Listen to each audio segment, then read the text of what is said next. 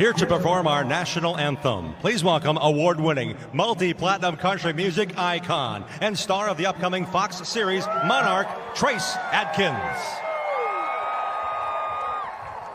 Oh, say, can you see by the dawn's early light what so proudly we hailed at the twilight's last gleaming, whose broad stripes and bright stars through the perilous fight o'er the ramparts we watched were so gallantly streaming, and the rocket's red glare, the bombs bursting in air, gave proof through the night that our flag was still there. Oh, say does that star-spangled banner yet wave o'er the land of the free and the home of the brave.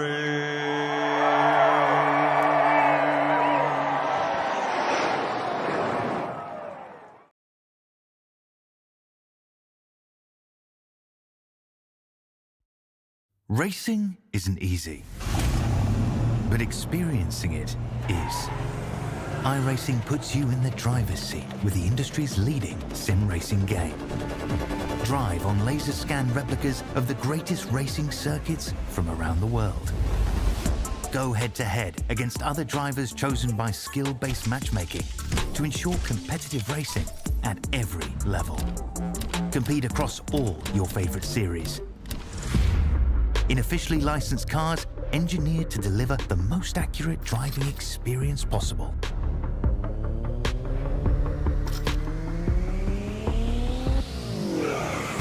Join a race or host your own with players from across the globe. Race against the computer or in a league with friends. Feel the thrill behind the wheel. Visit iRacing.com.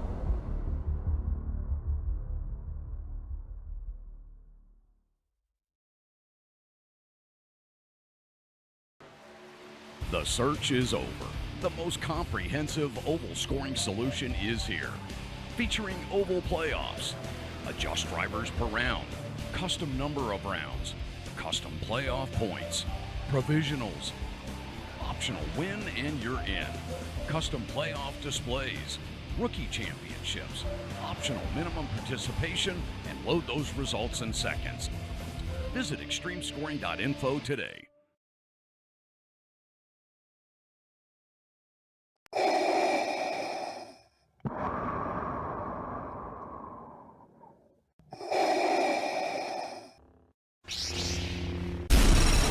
From Mordor to Hogwarts to Gotham, the nerds have come together to create a show for nerds by nerds. Join nerds doing nerd things as they talk about all things nerdy. Stay up to date on the show by liking the Nerds Doing Nerd Things Facebook page.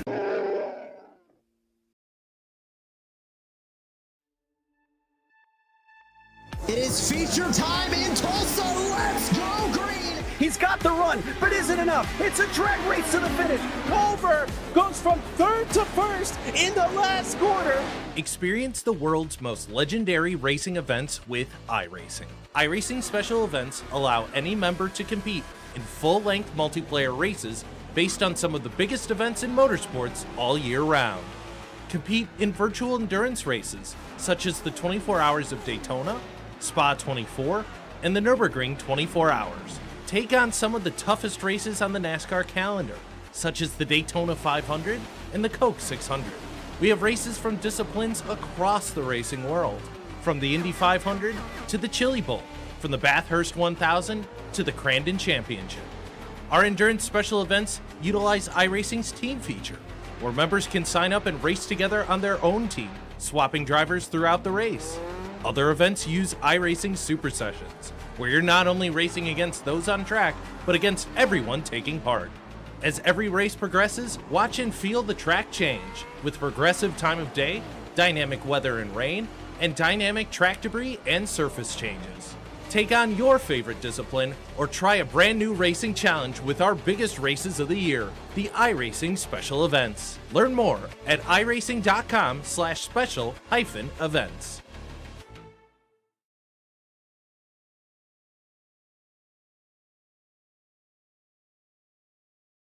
RICMOTECH, high-performance sim racing equipment. There's only one place to go, RICMOTECH.com.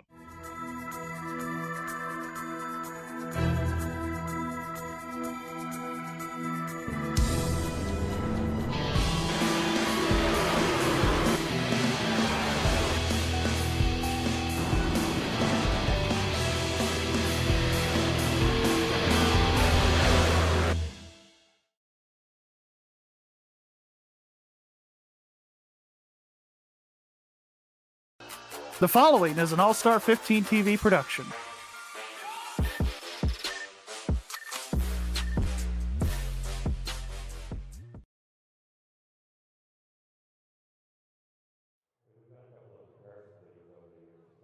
Hello, everybody, and welcome to Michigan International Speedway.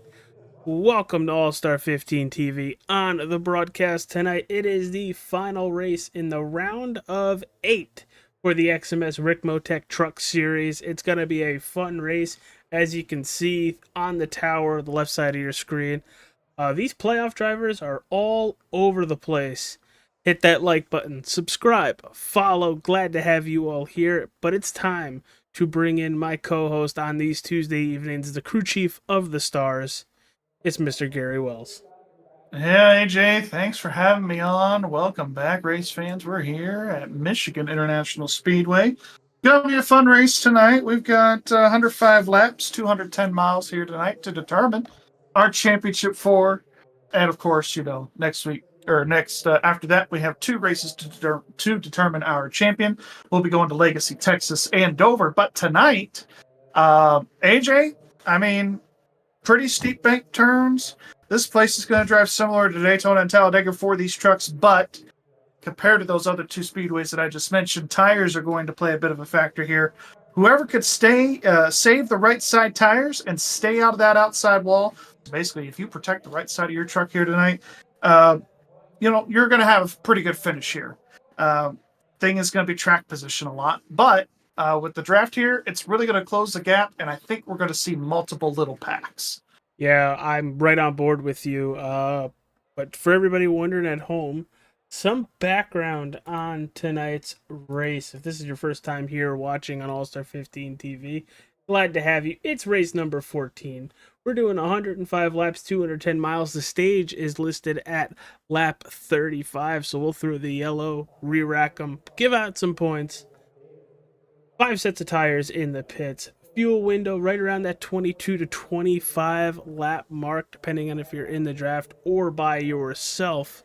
So, Gary, we have to pit in the stage no matter what.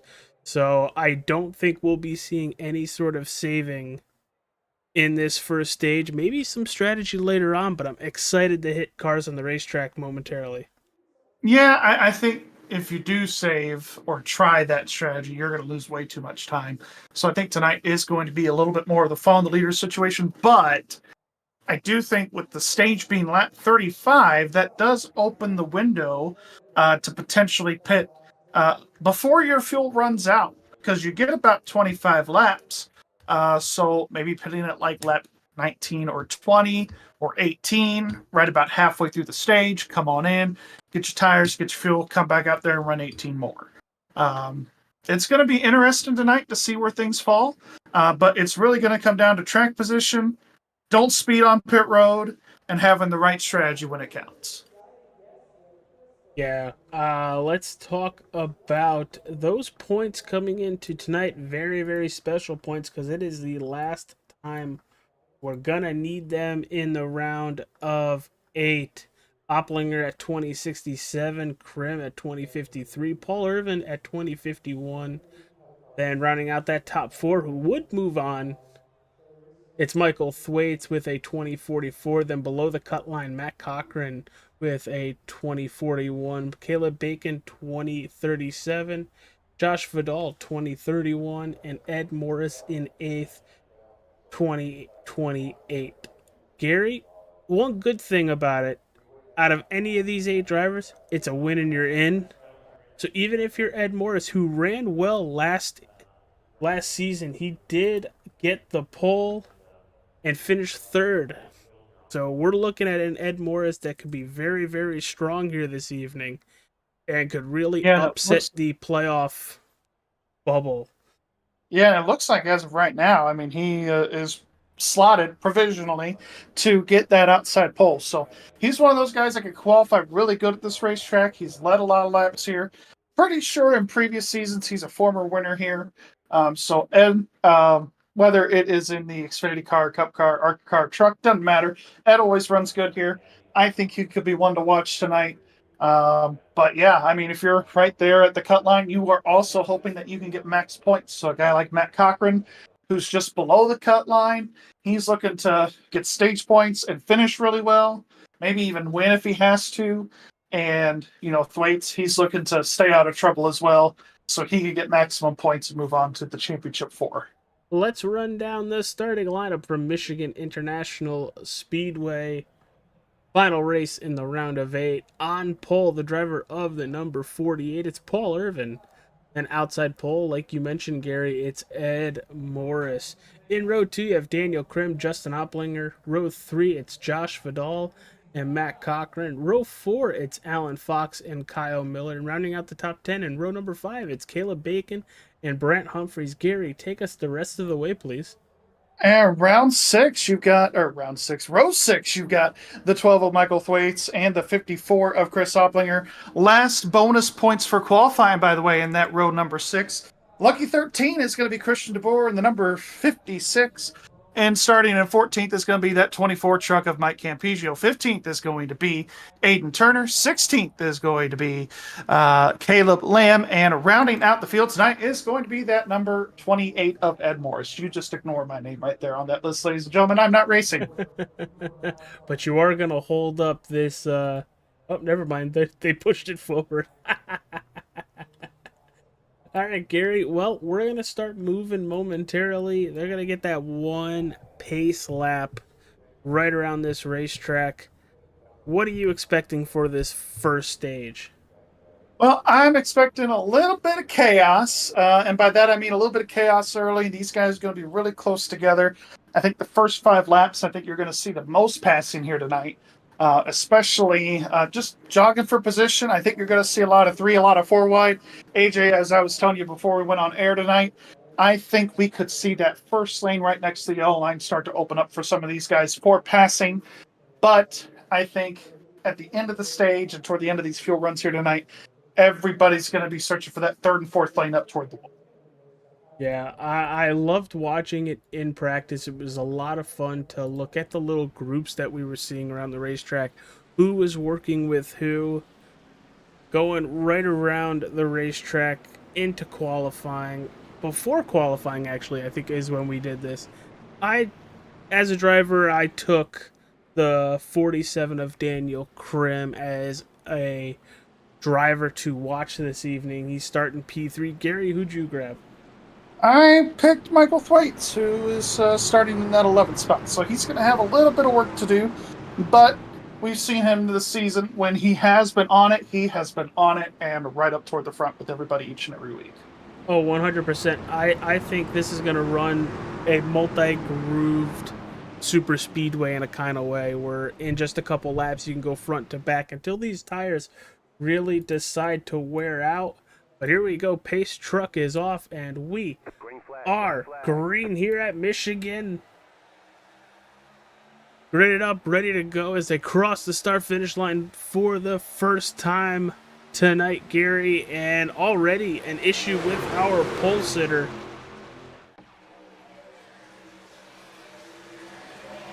Yeah, already Paul Irvin diving down to the apron of the racetrack. Yeah, he blinked Not out. sure if that's really by good. design or... No, he blinked out. He got out Oh, of line. he blinked out. Well, yep, definitely by design then, to get himself settled in. He had some upgrades to his PC, so probably just working out the kinks on that. But rounding turn number 4, it's going to be your outside pole sitter out front, Ed Morris. He is going to lead lap number 1. We mentioned this in the pre-race. That 7 is going to be hard to beat. Gets the pole, finished 3rd last year, and already early on showing some heat, trying to make it to the Final Four. Can we say Final Four? The NCAA doesn't have that copyrighted. Championship 4, but that might be edited by that might be copyrighted by NASCAR. So either way. As you see a little bit of a slide job from Justin Opplinger over Ed Morris in 3 and 4. A lot of movement on the racetrack so far. A driver to pick out, 2 of them actually. Brent Humphreys +6 and Caleb Lamb +5. Yeah, and I think you're going to see a lot of what Justin Opplinger just did tonight. You're going to see a lot of slide jobs to pass. We've seen Caleb Lamb run really good at these drafting type of racetracks. One at Talladega and at New Atlanta in the Cup Series last season in the Next Gen car. As I was telling you before we went on air, AJ, this might be a cat to watch coming up through the field as far as, being able to work his way through the draft and pass in traffic. So another guy to watch. 47, I think, is going to be tough in the long haul. So a few different guys that have the potential to win a race here. And just look at what we're seeing. Normal racetracks, you're looking at about 4 or 5 laps in, a little bit of separation.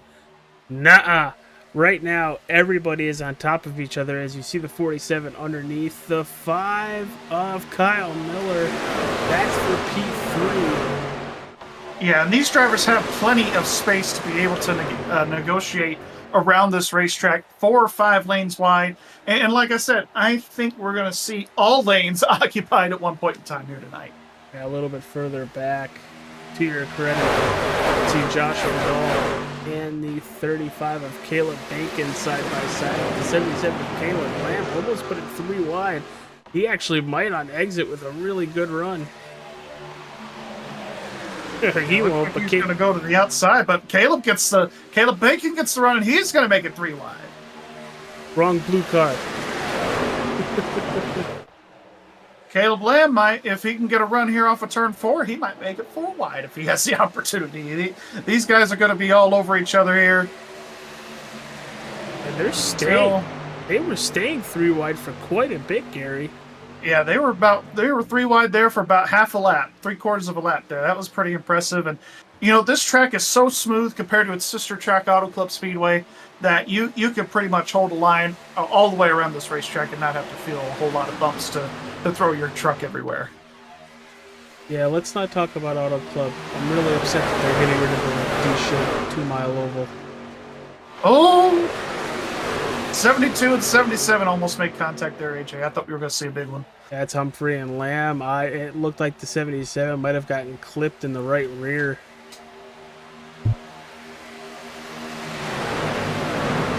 They're so far early, AJ. They are minding their P's and Q's, and we've got 99 to go, but man, mid-pack, you wouldn't think it's 99 to go. You'd think it's 9 to go the way these guys are running.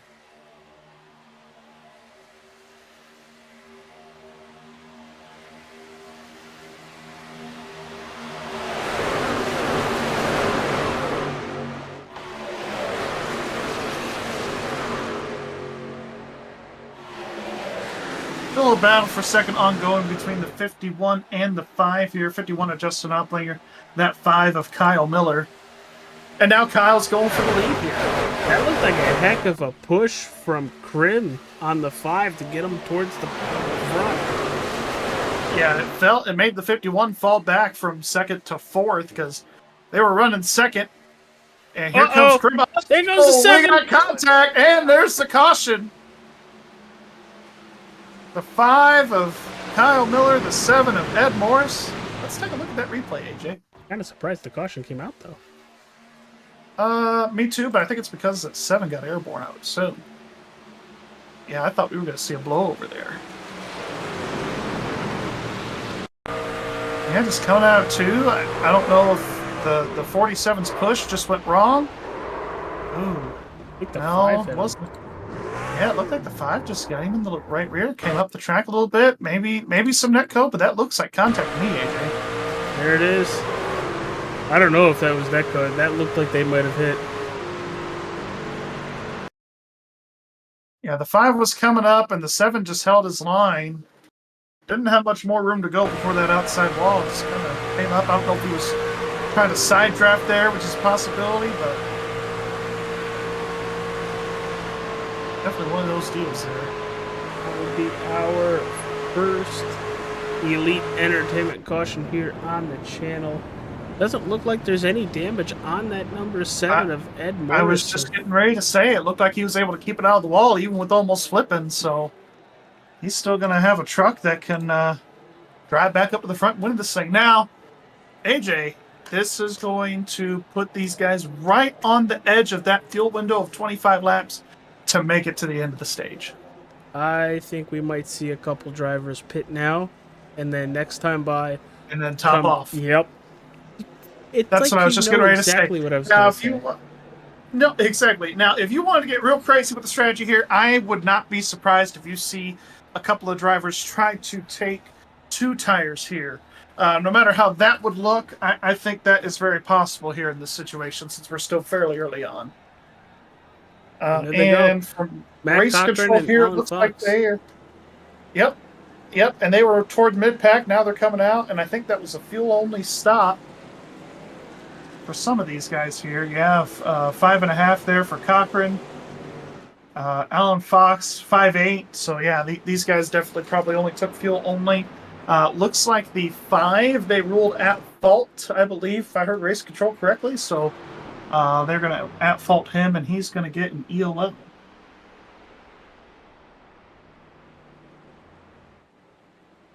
Yeah, good job for Matt Cochran, Alan Fox to use a little bit of strategy early on in the race where you're guaranteed at least another caution if this doesn't work. But if you get that caution. What, lap 35? Well, of the stage. If you get a caution before that. Oh, well, yeah. Yeah. But the 72 and the 35 are on the apron, which tells me they might come back in and top off the fuel tank. Maybe not. Call me a liar on television, Joe. Call me a liar next time. Here comes Ed Morris. See, he's not going to make me look like a liar. Here comes Paul Irvin, too. Yeah. And Christian DeBoer. These trucks already back in the field, they're just making it so they don't have to worry. There might need to be some saving for some of these drivers.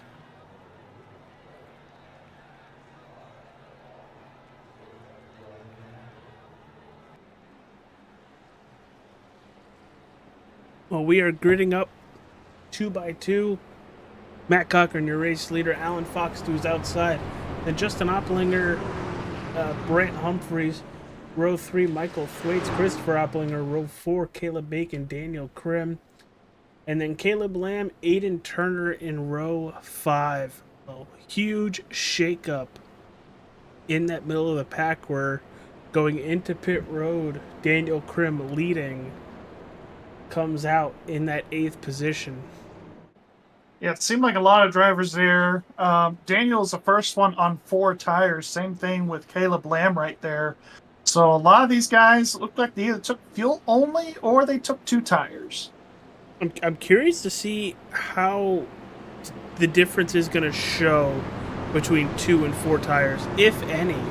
I think this is the first time we've come to Michigan with this tire and truck package since the update. Yeah, and honestly, too, the right side tire, I've noticed, at least from the Xfinity car that you'll see tomorrow night, is a little more abrasive. So, might be the same for the truck. Hard to tell. So the green flag's back in the air, AJ. But could be one of those things where maybe these guys are using this as an opportunity to test and tune a little bit. Absolutely.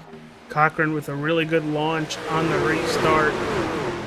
But that scary number 51 machine pulling to the inside. Now, we saw him making taking moves the on the lead. apron earlier, and that it was kind of making it work, so...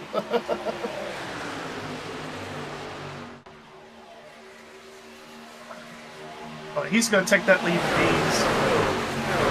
He's got Alan Fox and I think Brent Humphrey to go with him. Matt Cochran and that GT's truck that'll be left hanging out to dry a little bit. Yeah, I think like what you said, Matt's just going to have to hold on. Yeah, and if he can hold on to that outside and get some momentum, I think there will be at least somebody that'll go with him, but probably not going to be likely until you get to maybe the 77. But the 35 seems like he'll what a save by the 72. What a save. I saw the number sideways on that car. I saw the side number. You're not supposed to see that. Honestly, if we get another turn like that, I wouldn't be surprised if we see another vehicle almost go airborne. Oh! More contact almost between the 72 and the 77. Caleb Lamb wants to get around this guy. Boys, we got a long way to go. Long way to go and a short time to get there. Now, we got 92 laps. And we still got another 20 before the stage, so... Oh, 35 is loose. Woo! Yeah, he's been loose the last couple laps. Now, one thing I will tell you, AJ, when you get 2 tires on this truck, it does make it a little bit evil to drive. And I think that's where the 35 is having himself a little bit of a handful. Yeah, looking at Caleb there, being able to stick to the bottom there, or that first seam right there. Going to be side by side with Cochran. Actually going to edge him out there at the line in P3. So make that 13 spots that 77 truck is up. Really good strategy call there by the 77. Started in the back, and now he's worked his way up to that 3rd spot. You gotta really appreciate what that 4 has done. He's back to 4th position.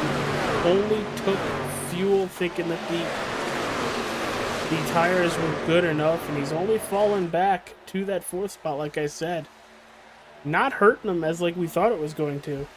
No, but it's different here compared to any other oval or mile that happened to go to. If we were in place like Texas next week, he would have been back in the back by, the exit of turn number 2. But here at Michigan, like I said, it's still a fairly new surface, still pretty smooth. You're not going to wear your tires out too much. So far, it's going to pay off for him. We might see somebody like Daniel Krim or Josh Vidal that took 4. We might see them make their way up to the lead here before this is all said and done. Absolutely, and with next week, if you don't take tires whenever you can, like you mentioned, you're going straight. Yeah, and a lot of wheel spin that we're going to have to watch for at Texas next week, AJ. We did run Legacy Texas and A-Car there this past season at A-Car. Shout out to them. And it came down to 72 in the fence, 26. Caution's out again, AJ. Gonna have to see. I think there was contact between those 2 trucks. Maybe the 72 tried to clear himself. We'll have to take a look at that there. Maybe get on board with 26 right here in that BMS Motorsports there. Yeah, kind of a late decision there by Brent to maybe get up to the top side. Here's what I want to take a look at. Oh, look at the gap between the 26 and the 54, Christopher Oppenheimer. Vidal could have backed off a little bit, but that was a lot of full head of steam to... Yeah, he had a lot of momentum, and at that point in the straightaway, if you're going to stay low, stay low. You don't want to pull... it's not necessarily a block that the 72 pulled, but just one of those things where... But, yeah, from the 26 perspective, what Josh is saying on the radio, it just seemed like he thought the 72 was loose, and he didn't think that he was going to stay up against the fence, but Well, things happen. I'm going to chalk that up as a racing deal, I think. Second We'll caution see of what the racing evening brought to says. you by Elite Entertainment. Do we have any takers this time by? It's We will. Chi-Chi's 24, the 28. Looks like back half of this field mostly. 72, of course. He's going to repair some damage. Looks like about 4 trucks there, AJ. Yep. Maybe 5 or 6. Yeah, what's going to happen is they're going to be very good to the finish and could possibly put fresh tires on, like I expect Matt Cochran to do, and be a lightning bolt. Cochran will at least take 2 for sure, maybe even 4, but I don't know. Tonight, with as many pit stops we're going to have, I want to have as many tires into the stall that I can, so I don't know. It wouldn't make a whole lot of sense now to take 4 just to go 15 or 16 laps. Might be one of those things where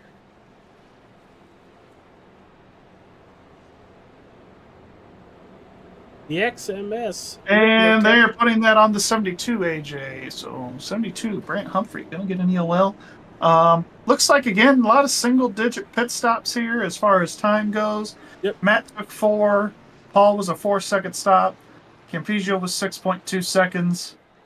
And Morris was 8 seconds flat. And same with DeBoer, he was 6 seconds flat. So a lot more of the same there. Taking fuel, taking 2 probably. Mostly probably just fuel only. Or Matt wanting the tires. So I think you might see a couple takers here coming to the 1 to green for fuel. I don't think so. I don't think so. Okay, all right. I'm alive. I think everybody's basically made their bed. Yeah, for the most part here. 51 taking the outside for this restart.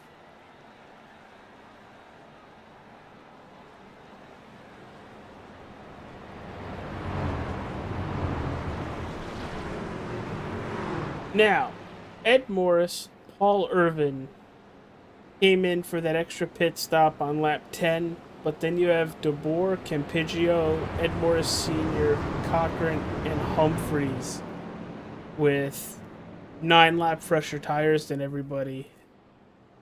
Gary, what's going through your head if you're one of the guys in the back of the pack now? Well, I think if you're Matt, you're feeling pretty good to at least get up to the top 10 to maybe get some stage points because you got the best tires in the field now compared to everybody else. But if you're Ed Jr. here, or if you're Campigio or Christian, maybe even further on up in this lineup where you're up there with Thwaites and everybody else, I think your focus now is just positioning yourself for these last 15 laps for the stage. So here we go. Lined up, double file, ready to go. Justin Opplinger on the outside has teammate Caleb Bacon right behind him. Then you have Caleb Lamb and Alan Fox to the inside, and we are green once again at Michigan. Green once again at Michigan. You would have thought that maybe the 35 and the 51 would have been doing the teammate okie dokie and giving themselves a push here, but Justin again with another great restart. Just going to pull himself away from everybody else going in turn 1. Absolutely stepped on the loud pedal and gets through 1 and 2 flawlessly.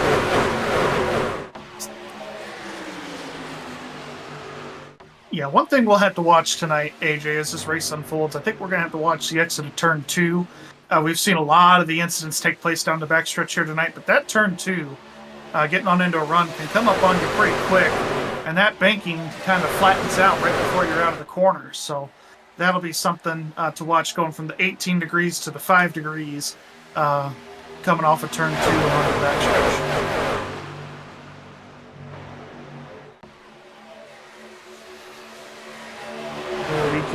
We could have a 3-driver battle for the lead. Oh, you jinxed it. I'm just kidding. Here comes the 77. He's still digging even after the contact with 35.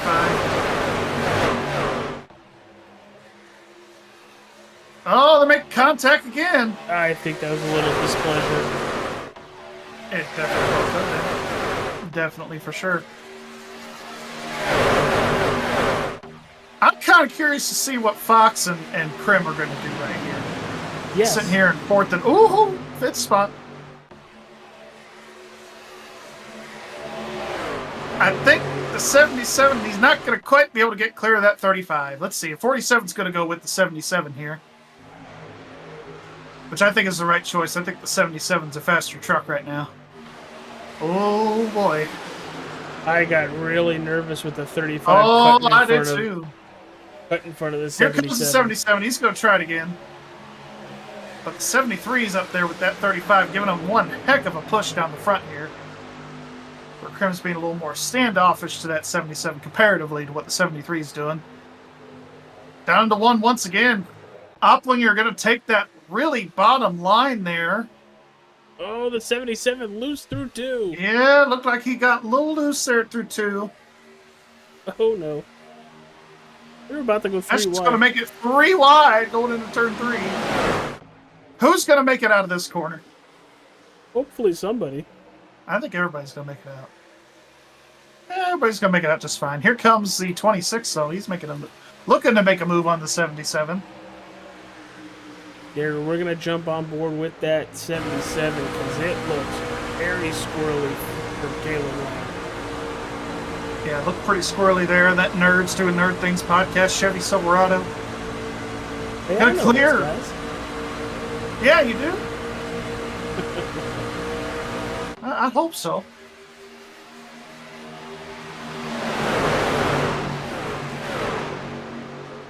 Lamb working really hard to defend third spot. I think he kind of upset his tires running that bottom lane, so he's definitely searching for some grip here as we come to 9 to go here for stage number 1.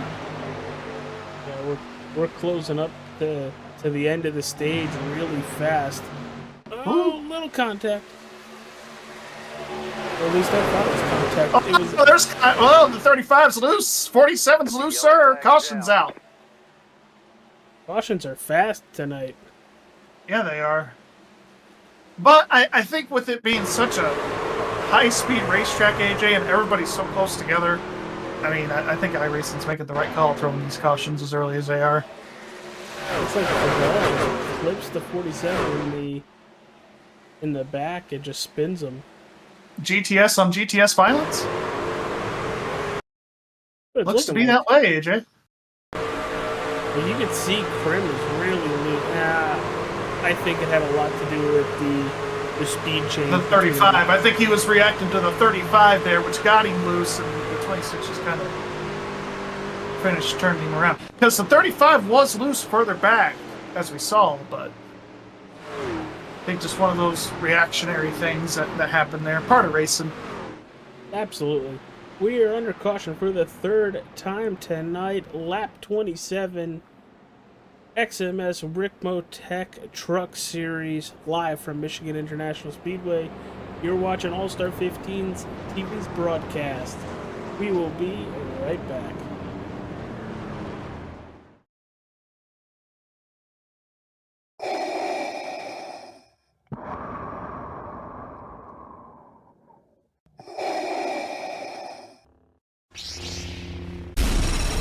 From Mortar to Hogwarts to Gotham, the nerds have come together to create a show for nerds by nerds. Join nerds doing nerd things as they talk about all things nerdy. Stay up to date on the show by liking the Nerds Doing Nerd Things Facebook page. The search is over. The most comprehensive oval scoring solution is here. Featuring oval playoffs, adjust drivers per round, custom number of rounds, custom playoff points, provisionals, optional win and you're in, custom playoff displays, rookie championships, optional minimum participation, and load those results in seconds. Visit extremescoring.info today. RICMOTECH, high-performance sim racing equipment. There's only one place to go, RICMOTECH.com.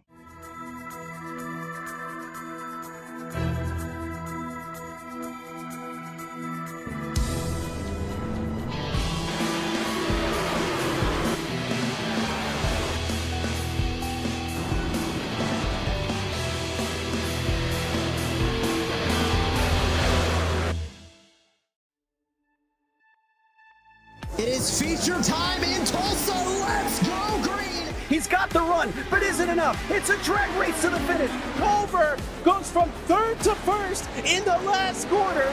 Experience the world's most legendary racing events with iRacing. iRacing special events allow any member to compete in full-length multiplayer races based on some of the biggest events in motorsports all year round.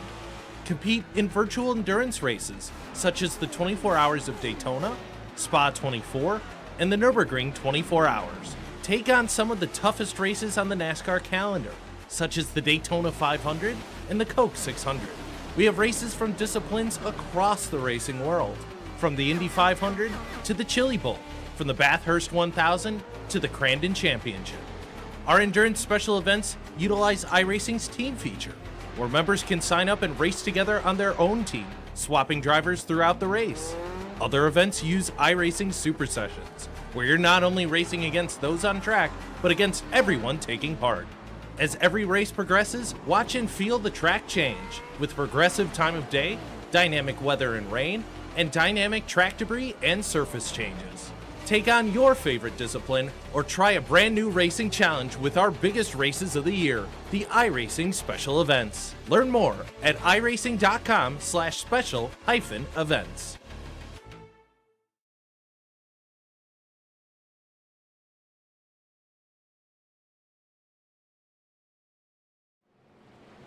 We're back, everybody, under the third Elite Entertainment caution flag of the night. Justin Opplinger taking the outside. Caleb Lamb, Alan Fox, your top three drivers. Then Caleb Bacon, Kyle Miller, and Josh Vidal, 4 through 6. Gary, we're just about to get going again. It's going to be a shootout to the stage. Yep, got to be a shootout to the stage here. And that 51's back on the loud pedal, green flag back in the air. 5-lap shootout to the finish here. Of course, Justin getting another great launch. Makes Caleb look like he's sleeping out there. Taking a big old nap on the start line. Here comes Kyle Miller making 3 wide. 9:30 on the East Coast. You never know. That's true. Here comes Caleb Lamb. He's got a good head of steam coming down the back straightaway into turn number 3. He'll be side by side with that 51.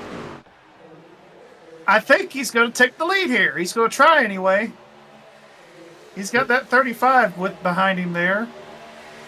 And I think Caleb is going to lead that lap. He does. And he does lead that lap. Man, your teammate just pushed somebody else by you for the race lead. By 5/100ths of a second he led that lap too. Let's see, he's gonna try and clear Justin, but he can't quite do it. Not quite clear enough yet. That outside lane is just so banging strong. Doors there. Yeah, that outside lane is very strong. Kudos to Caleb for trying to make that bottom side work. He's done a whale of a job here. Seems like he is able, at first on the exit, he's able to take that momentum, but the straightaways are too long for him to be able to, because that 51 will come back. Because they're 3 wide behind these guys here. Yeah, and speaking of 3 wide, where is Ed Morris coming from? Started 12th on the restart. He's up to 6. Yeah, the back. Yeah, Ed knows his way around this place like we talked about. Especially when it comes to more of a drafting style track, it definitely is in his wheelhouse. He doesn't like to admit that he's good at those kind of races, but this track definitely fits his driving style for sure. Ooh, tight once again off of turn 4 between the 77 and the 51 and the 35. Oh!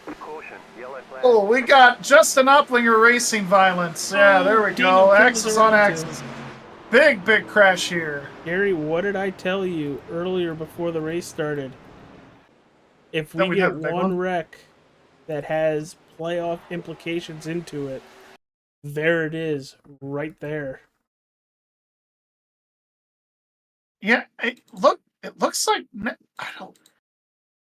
Did the 51 just come down barely, or did the 77 come up? It's hard to tell. We're about to find out. Oh, the 51 goes down right into the 77. Yeah, and it looks like the 35 didn't quite help the situation much with the bump. And there it is. You can see And the 51. Because it looked like the 51 got sideways before the contact. So maybe some net code, but... And that is going to be the stage. So it looks like... Caleb Bacon is going to be Caleb Bacon's going to win this stage. On board with the 51 here. Almost upside down. Another blowover tonight for these guys. And somebody who got involved in that as well is the 47 of Daniel Krim. Has a lot of damage on the front end of that truck. Or is that part of his paint scheme?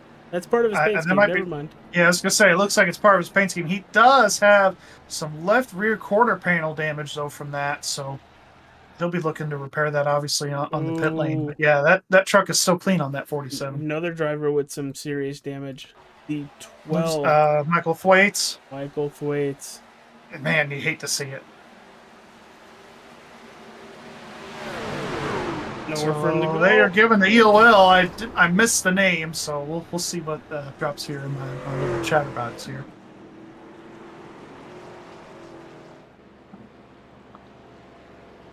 I think they're going to bop the 77. I think that's what I heard. Really? Happens. I think. I don't know. We'll have to see. Wow. Yep, they bumped the 77. So the 77, he's going to get an EOL. I don't know. It looked like it was close. It was close. Immediate reaction from me, it looked like the 51 was coming down ever so slightly. And just happened to go a little bit too far and clips the 77. Yeah, for sure. I mean, it was super close between who came up and who came down, and ultimately, Aaron Beer up there in the booth decided it was on the 77. So Caleb going to come down pit road here and just top it off with fuel again. Yeah. So if that's the stage, Gary, we probably should get to our stage winner if he's in the chat. Who was it? Well, Caleb Bacon, the 35. Caleb Bacon, that's right. I got a good memory. It's just short, guys. I'm sorry. Caleb Bacon, Wells, and Capola in the booth. Got a copy. Yeah, I got you. All right, man. Well, hey, stage win. Talk about it, man. That was probably not the way you wanted it to happen, but nonetheless, it happened. Yeah, I kind of need it, to be honest. I gotta try and do as best as I can here after that whole incident at the Roval last weekend. I was kind of banking on that, basically locking me into the round of 4. But then that whole situation happened with the whole mix-up on lap 1 through the chicane after missing qualifying. But hey, we'll take what we can get. It's a good stage win. Sad it came in that way that it did, but yeah, we'll just keep working. Maybe try and go for the race win and hopefully get myself ready for the round of 4. Well, you're here in turn 3. We're going to let you go. Good luck to you the rest of the way, and hopefully we'll be talking to you later. Yes, sir. Thank you, guys. All right.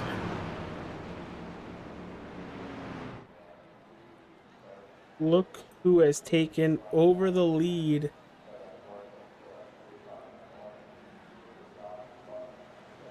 Pretty sure it's the 7 taking the outside, Ed Morris.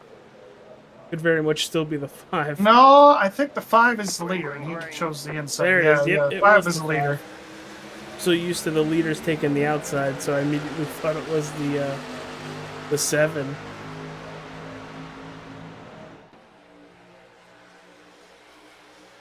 Yeah, but, I mean, nonetheless, we've seen it doesn't matter if you start inside or outside, you're going to get a pretty big jump.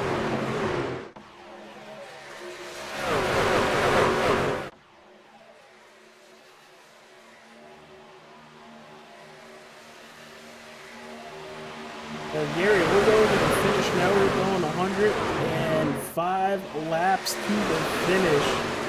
Just about 70 laps. If we go green the whole way, you're looking at just about 4 pit stops. 4 pit stops? Let's see here. Gary's trying the math real fast, everybody. I put him in the spot. It is a 3-run race to the end, So you're going to make 2 stops, maybe a third. I'm looking at a calculation of roughly 2.8 pit stops to the end of this thing. So I think you pit here. Probably with around 35 to go.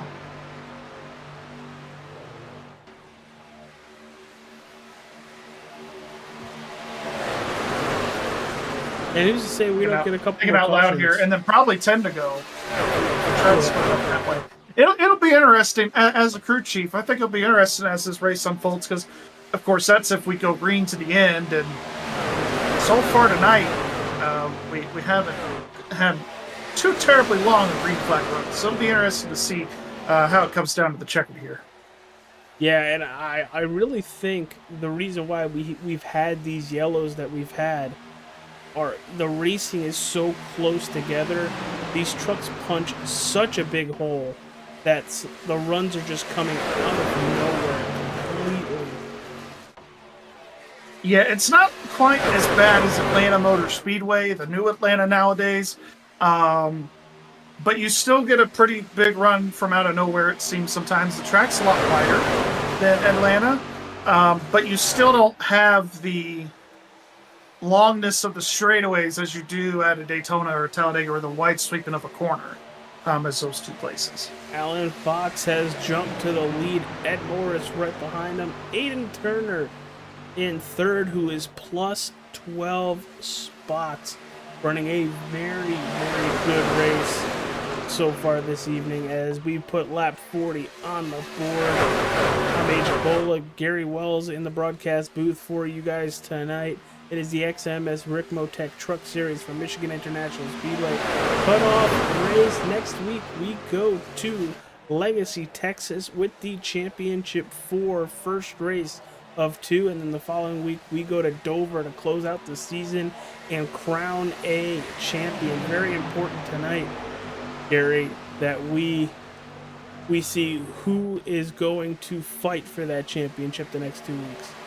Yeah, a very diverse schedule coming down to the end. You got this place tonight, kind of drives like a speedway, a super speedway like Daytona or Talladega. Next week you've got Legacy, Texas, which that's going to burn up your tires pretty quick if you try to hold it wide open all the way through. So that's going to be like racing old Atlanta. And then you've got the concrete monster at Dover, mile racetrack there, a big Bristol as I like to call it. So, definitely diverse and takes a different set of skills over the course of these playoffs, AJ, to win a championship.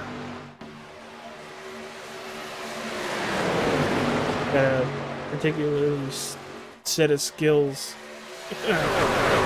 taken there. But Gary, we're seeing some very aggressive drivers with the runs they are getting out of these turns. Something's going to happen, and something's going to happen very soon, it feels like. Yeah, something's going to happen soon, and or when it does happen, it's going to happen really fast. Yeah, these guys are getting to about 185 miles an hour when they hit the start-finish line, and about 190, 192 going into turn 1 at least. So that's a truck. That's a truck that's going that fast. That's a truck going that fast.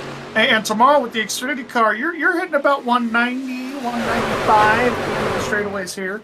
So, tomorrow we're going to see more of the same, but I think it's going to be a little more spread out tomorrow than what we're seeing tonight. Ed Morris back to the point, followed by Alan Fox, Kyle Miller, Aiden Turner. Everybody's basically under a blanket, taking a little bit of a blimp view from the Wrestling with Nerds podcast blimp cam. I think the wild card that we're going to have to watch here, AJ, is that 5 truck of Kyle Miller. He's going to be 3 wide in the middle here for a moment. Alan really hard with... Yeah, Alan really hard there with Alan. Here comes Paul Irvin pushing this 5 truck down the straightaway here. Hard push from the 48. We had such a great shot while they were on the front stretch last time by. You saw from P1 all the way to 12th in one camera shot. There we are again. That's how close the racing is this evening. Yeah, 77 of Caleb Lamb got left hanging out to dry, so to speak. So he's having to battle back. 51's not in the draft either. Neither is the 54 or the 72. They're actually closing in on the 72 of Brett Humphrey to put him a lap down. So it's going to be interesting to see how the pack gets around the 72, because everybody's going to be a little bit everywhere. Here they come to lap the 72. That 72 looks very all running the unstable. high side. Yeah, everybody else was able to run the bottom. I was more concerned about Josh, because we know how he is. He's high, wide, and handsome on that outside line all the time. So Yeah, that 72 does not look comfortable in the turns. Woohoo! Sure doesn't. Saw Yeah, that that's coming gonna hit from the a fence mile again. away the last 2 laps. Yeah, 54 Chris Opplinger just going to the apron and saying, "Here you go, boys. We'll be seeing you." I think iRacing actually comes over. The fight's not with these guys. Let them by. Yeah. Here comes the later. They're not our fight. Yeah, something like that. Yeah. Heard that a time or two. For me, more than a time or two.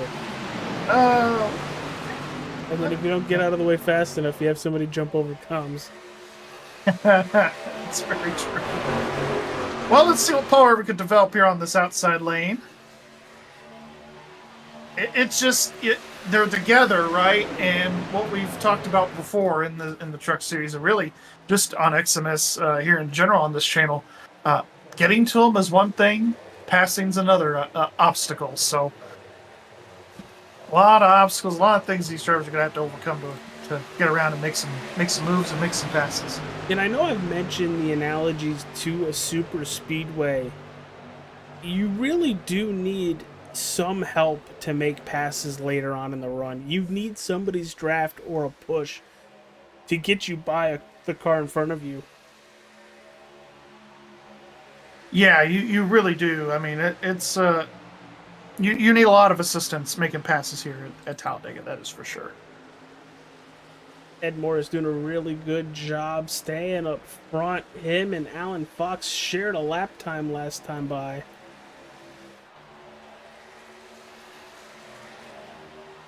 You see Mike Campiggio, that's him and Aiden Turner battling for that 10th position, or 9th position, sorry.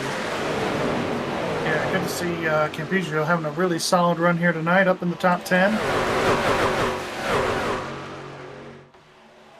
Don't see him running up front too often, so or at least this far up into the top 10 at this point in the race. He's having a good run here this evening. Look at the 35, sending it on the very bottom of the racetrack, like I told you about, AJ. You know who else was doing that? Who? Justin Opplinger in practice. Yep. And you know what? They're teammates. So I bet Caleb Bacon took some notes.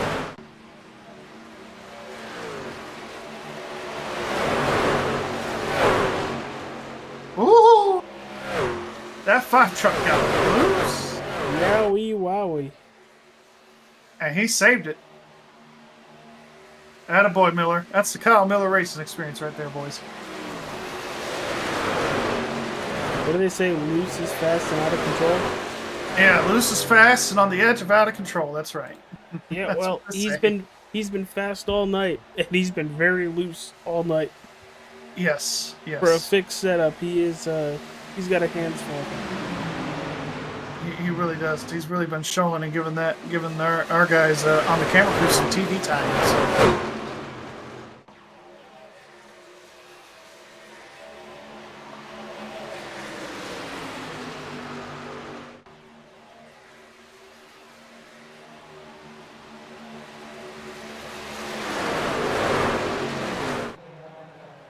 Looking for some battles on the racetrack.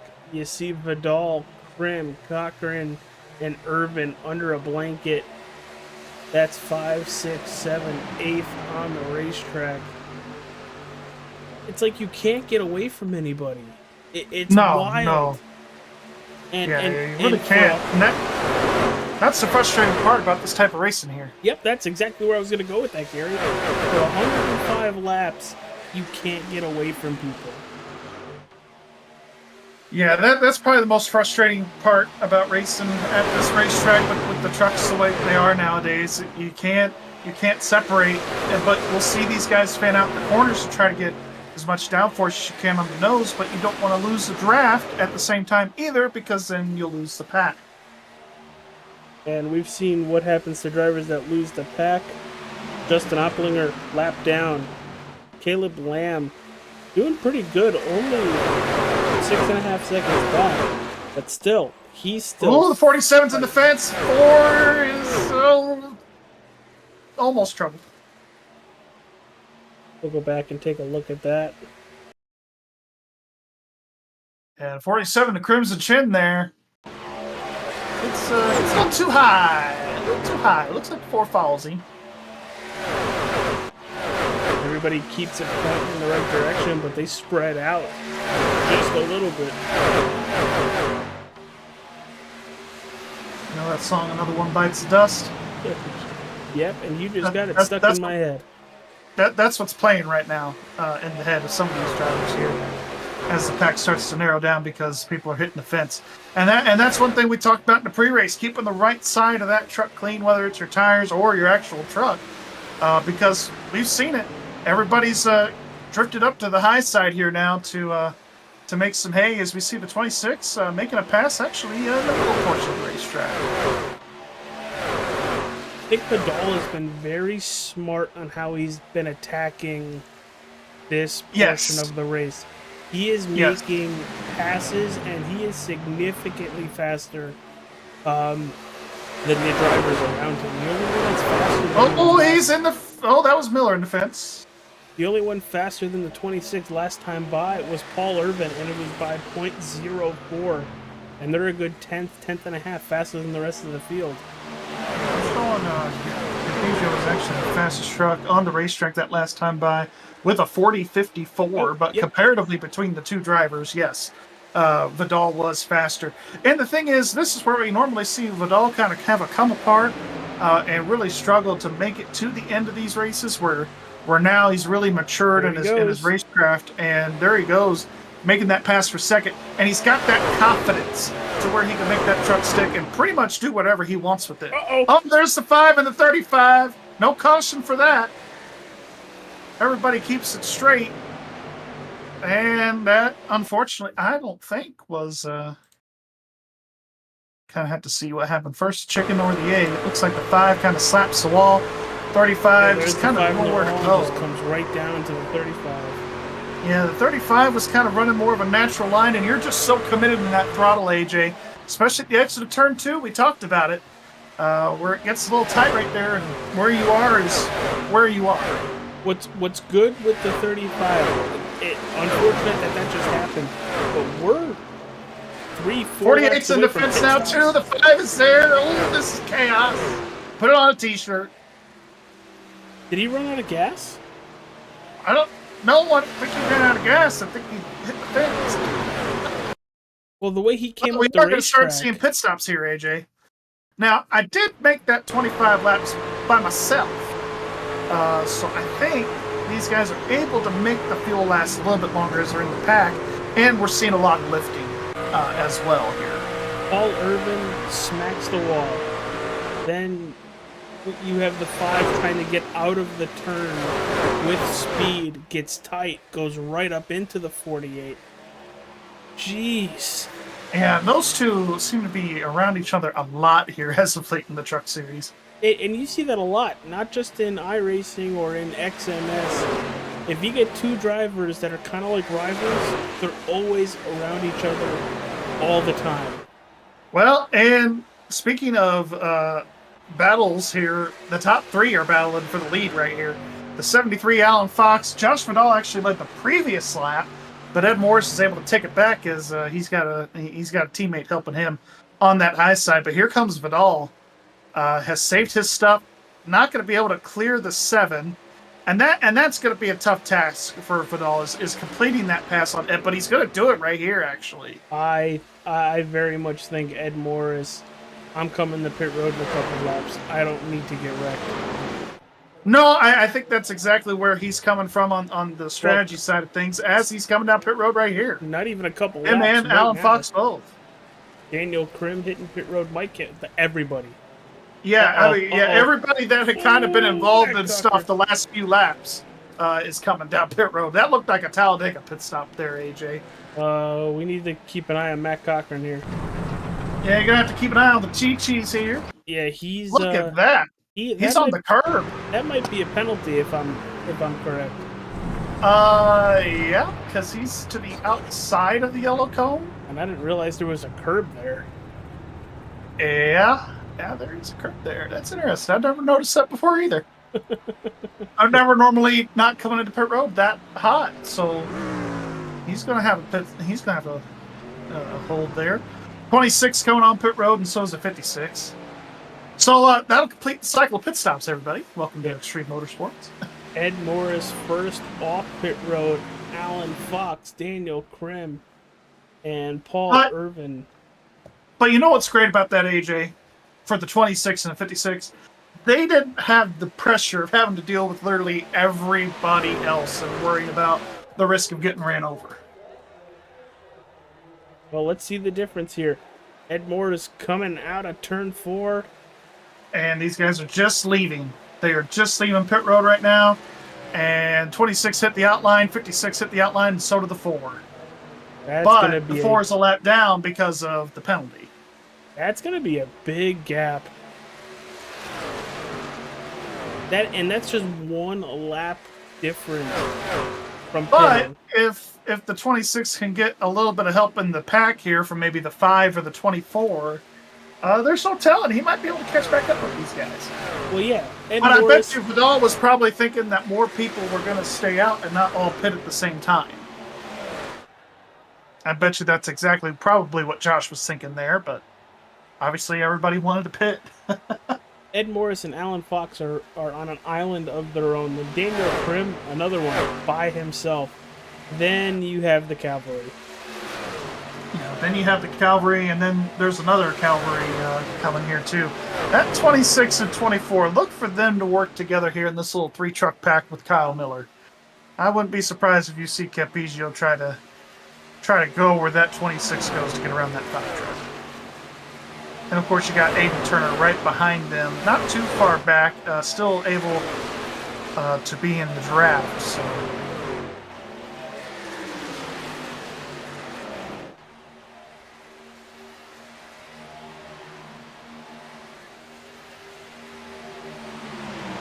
And you're kind of seeing exactly what you just said, Gary. They're working together. They're getting them spread apart in the turns, but on the straightaways and coming out of the turns, they're really helping each other gain some time. We'll check lap times as everybody's just about to cross the start-finish line again. But Ed Morris that previous lap Lamb was the fastest truck. Yes. I think he's got the back end of Alan Fox's draft.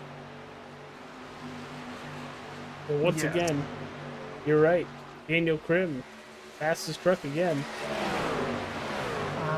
Caleb Lamb. And then Caleb Lamb, also with a very, very fast lap. Yeah, Lamb's kind of stuck back in the traffic here. A caution right now. Change on 72 is moving very, very slow for 3 and 4 here, AJ. Caution's out because of it. Not sure what happened with that 72, if he stalled out or spun. We'll have to take a look at a replay. His whole front end is junked. Did he blow a motor? Oh, he came into turn 3, AJ. You'll see it here. Ooh. And got loose and had a very similar crash to...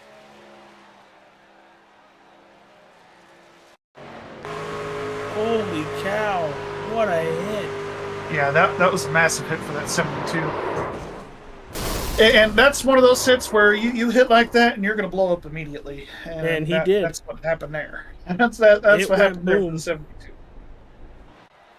Massive boom. We haven't really seen a car snap like that all night. No, we haven't. And I think it's just one of those things. These guys are so good at keeping up with the steering where Brant is a little bit of a newer racer to iRacing, so could have been one of those things where he got a little bit behind on the steering and the weight transfer there, and it sent him right to the outside fence there.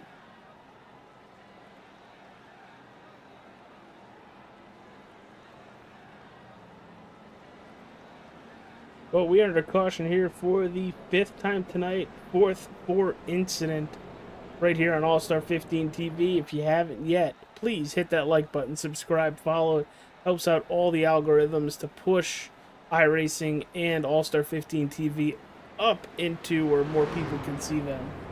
But we will be right back, everybody.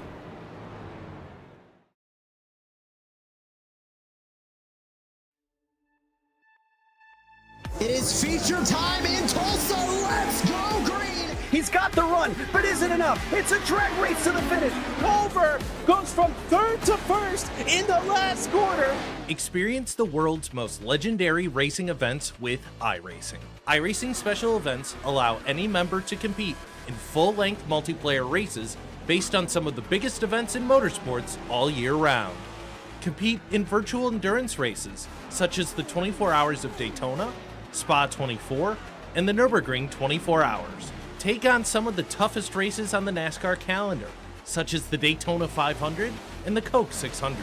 We have races from disciplines across the racing world, from the Indy 500 to the Chili Bowl, from the Bathurst 1000 to the Crandon Championship. Our endurance special events utilize iRacing's team feature, where members can sign up and race together on their own team, swapping drivers throughout the race. Other events use iRacing Super Sessions, where you're not only racing against those on track, but against everyone taking part. As every race progresses, watch and feel the track change, with progressive time of day, dynamic weather and rain, and dynamic track debris and surface changes. Take on your favorite discipline, or try a brand new racing challenge with our biggest races of the year, the iRacing Special Events. Learn more at iracing.com/special-events.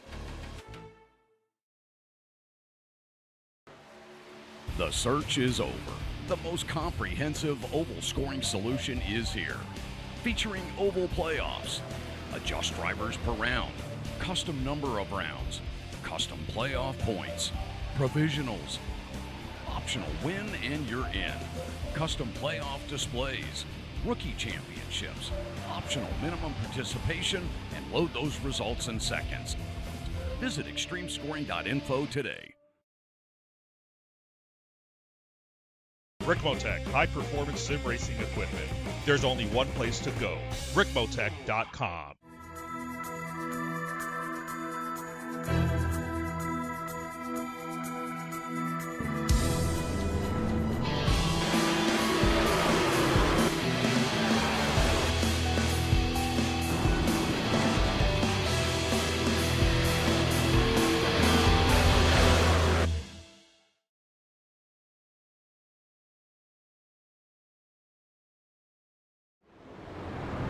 And we're back, everybody. 5th Elite Entertainment Caution Flag of the evening coming to a close. And with that, we are going to take it immediately to a crank it up.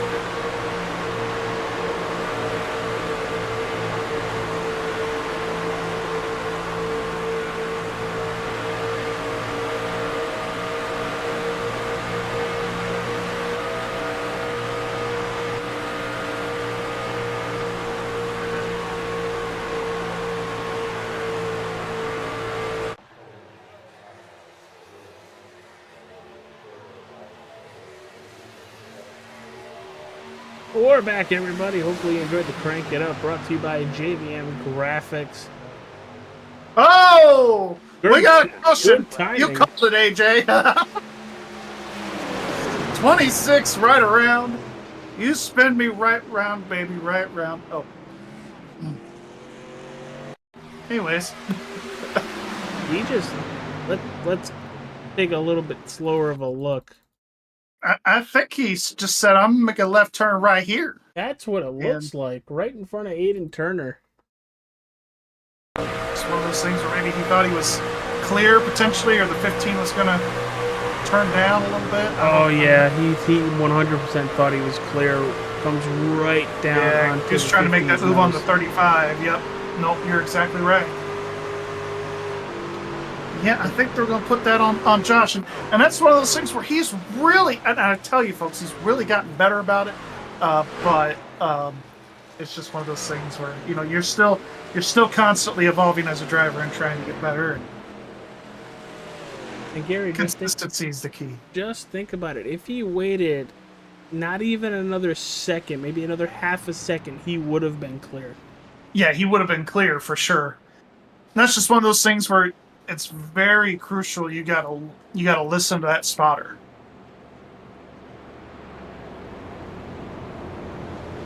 And race control is going to take a second or third or 10th look at that.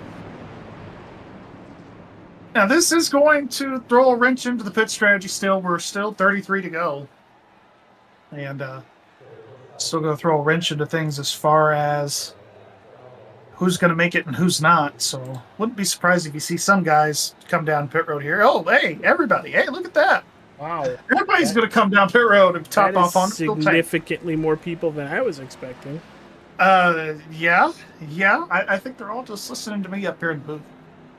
I'm just kidding. Somebody just got back on the lead lap. Yeah, and it's that 51 machine of Justin Opplinger.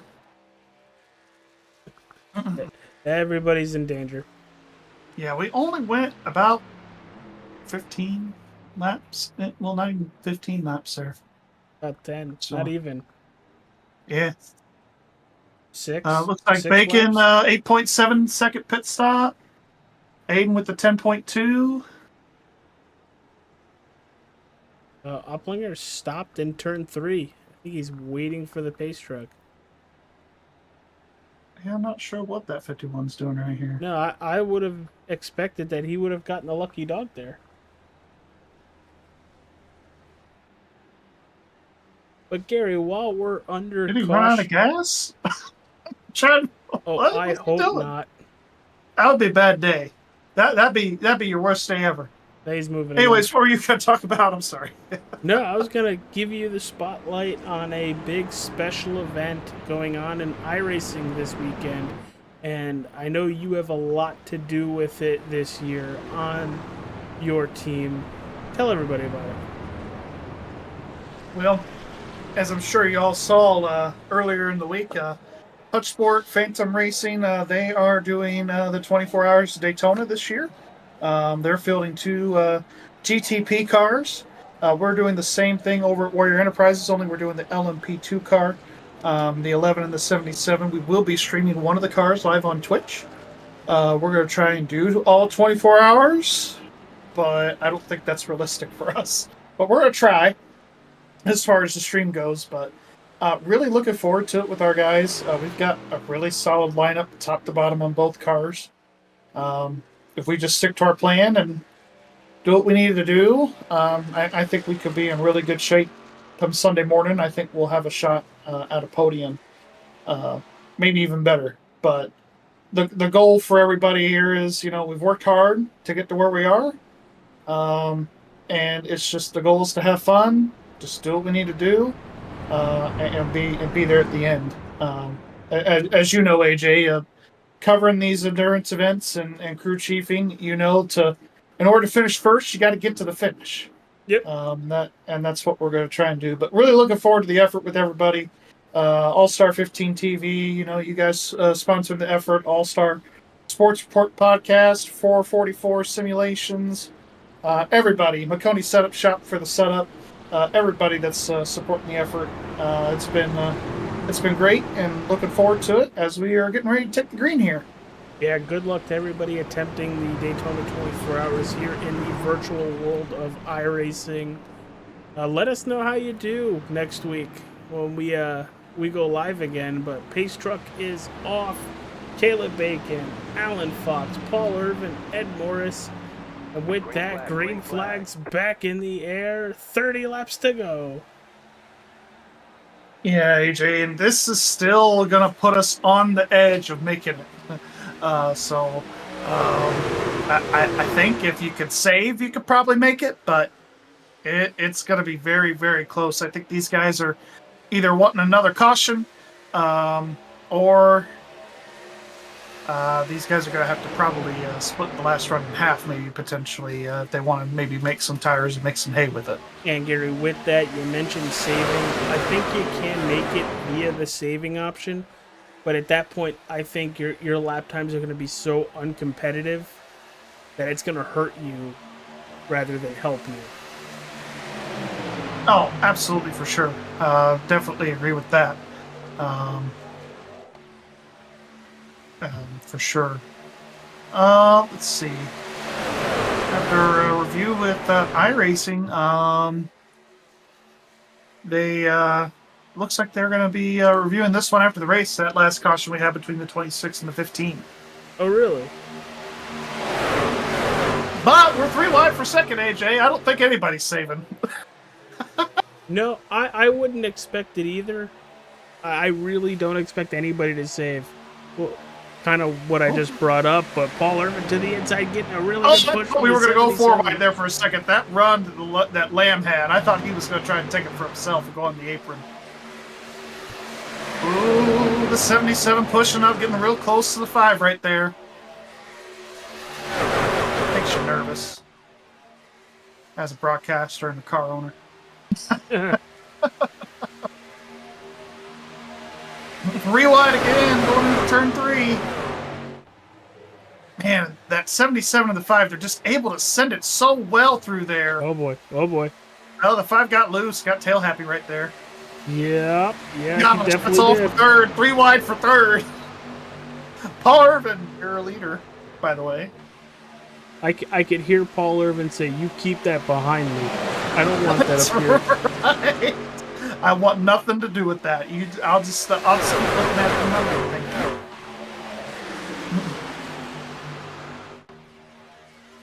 Let's see if the 77 can maybe try and send it more on the outside here. He's really been strong on that outside tonight. Well, I think he's been strong later in the run. You just saw it through 3 and 4 there. He went to the middle to high side, and his back end was kicking out just a little bit. Oh, he's got to be careful. He's giving a heck of a push to the 5, and the 35 is on the bumper of the 77, so... Yeah, and that shot that he gave the 5 is just going to send him right down to the bottom there and give him a really good launch. Here comes the 7 to be a threat with the 48. Side by side here for the lead. Side by side, first through fourth, really. This is wild, everybody. It's like rain is in the area. So, yeah, very much so. Rain in the area, and we're racing with 5 to go instead of 25 to go. It's getting pretty intense out here on this racetrack, and for us up here in the booth, at least for me, I'm watching very intently to see what goes down here in these last final few laps. We're getting some reports that the 51 is having some issues out on the racetrack. He is significantly slower, almost 2 seconds slower than everybody out on the racetrack. Yeah, I don't know. They're saying that 51 is having some major engine issues. Yeah, okay, all right. Yeah, that would make sense. It almost sounded maybe when he was underpowered there earlier, when he was taking the lucky dog, maybe something happened with the engine where he lost a lot of power. That's definitely playing a factor right now. I mean, look where he's at. He's about half lap down. I mean, he's not anywhere near close to the zip code of Brooklyn, Michigan.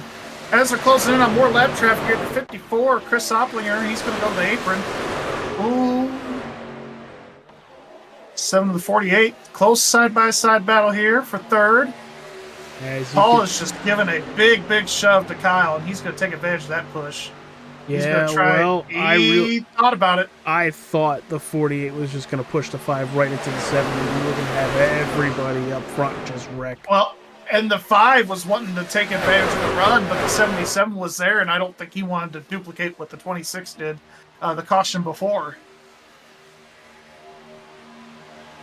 Because you could tell it was one of those things where he was looking ready to make the move and about to turn that steer wheel and thought better of it. Look at this 77 putting on a whale of a show. Is he gonna try to make the move for the lead? He does. Here he comes down to the inside. Now, Gary, he's got, there is a point an alliance there with the 48 the behind biggest mover of the race, correct? Yeah, I think he would be the biggest mover. Up 15 spots. I don't think he can get any bigger than that. Ooh, we got the 15 sideways here in the back. I think he's going to hit the inside wall. He's going to be stopped. Oh, Aiden Turner with an accident. No caution yet. There's the caution. Yeah, it was just one of those things where the 15 was coming back up onto the track to get back up to speed, and that's what brought out the yellow. And there's the hit. Ooh, tough hit for the 15. Now, just throwing that out there since I mentioned it, Caleb Lamb, not a playoff driver. He can take that extra point away from somebody that is. Yeah, and he'll spoil the party for sure. Take the playoff points, take the money. Well, not the money. We don't race for money here, but you get the point. Now, what's going to be interesting here is that the 51... under caution. The 5 and the 48 get together. No clue what that's about. Could it be because of the push the 48 gave the 5? I don't know. That looked like the 48 was getting pretty close to the 5 there.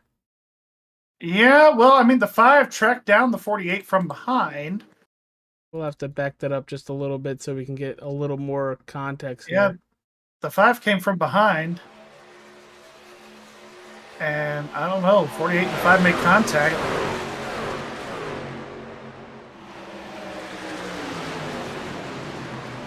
Yeah, you'll see right before the start-finish line. I mean, 5 comes from behind. And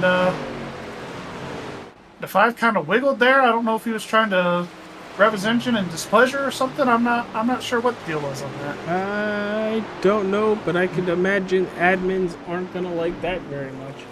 Well, and you know, the 48 did call for the tower to review that. Aaron is up there by himself, so I think he was reviewing that caution there with the 15. So he's gonna have to review that pit road and everything else going on here. And oh, by the way, we're in the window now. We're gonna make it. We're gonna make all fuel to the end. Yeah, well, Caleb Lamb is staying Oh, out well. on the Oh, racetrack. that's interesting. I think now he'll end up making it to the finish with the caution lap or laps.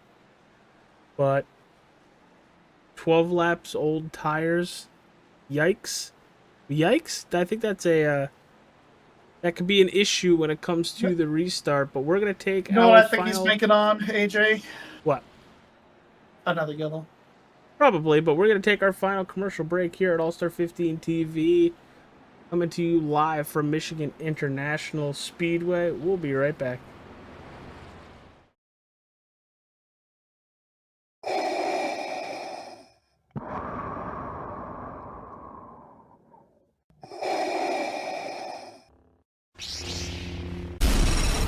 From Mortar to Hogwarts to Gotham, the nerds have come together to create a show for nerds by nerds. Join nerds doing nerd things as they talk about all things nerdy. Stay up to date on the show by liking the Nerds Doing Nerd Things Facebook page. The search is over. The most comprehensive oval scoring solution is here. Featuring oval playoffs, adjust drivers per round, custom number of rounds, custom playoff points, provisionals, optional win and you're in. Custom playoff displays, rookie championships, optional minimum participation, and load those results in seconds. Visit extremescoring.info today.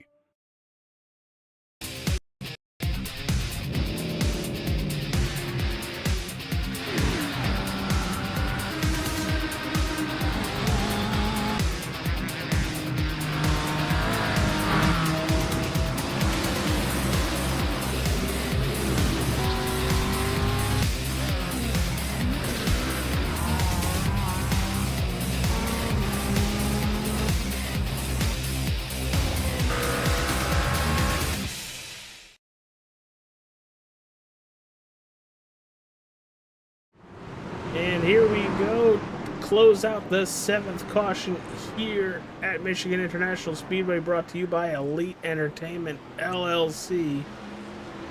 Base truck is off, and we are green once again here on the channel and on the racetrack. Caleb Lamb with an excellent restart, but 12-lap old tires. Got a good push there from his teammate Mike Campigio there in the 24.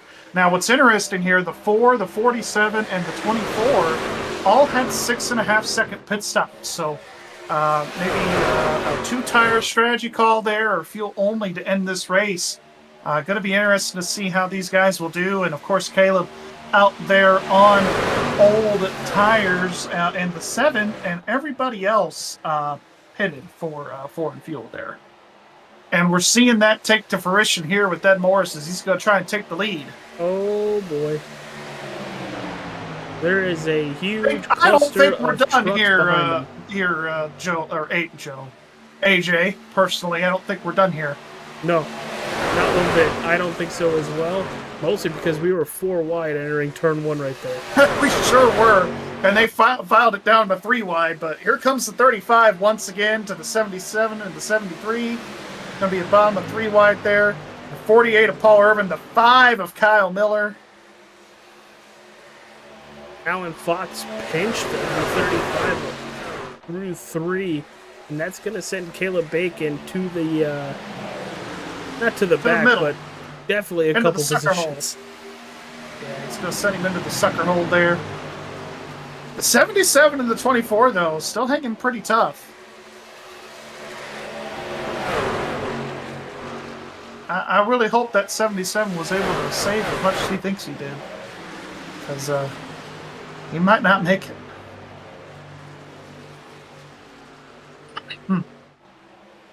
Oh, the 48's back. Okay, he blinked out for a second. Yeah, we're good. I was wondering where We're mid. We're good. Ed Morris leading the race. What happened to Daniel Graham? Ah, he fell back to 8th here, AJ. Yes, he did. Back here with Blinky Paul Irvin and everybody else back here.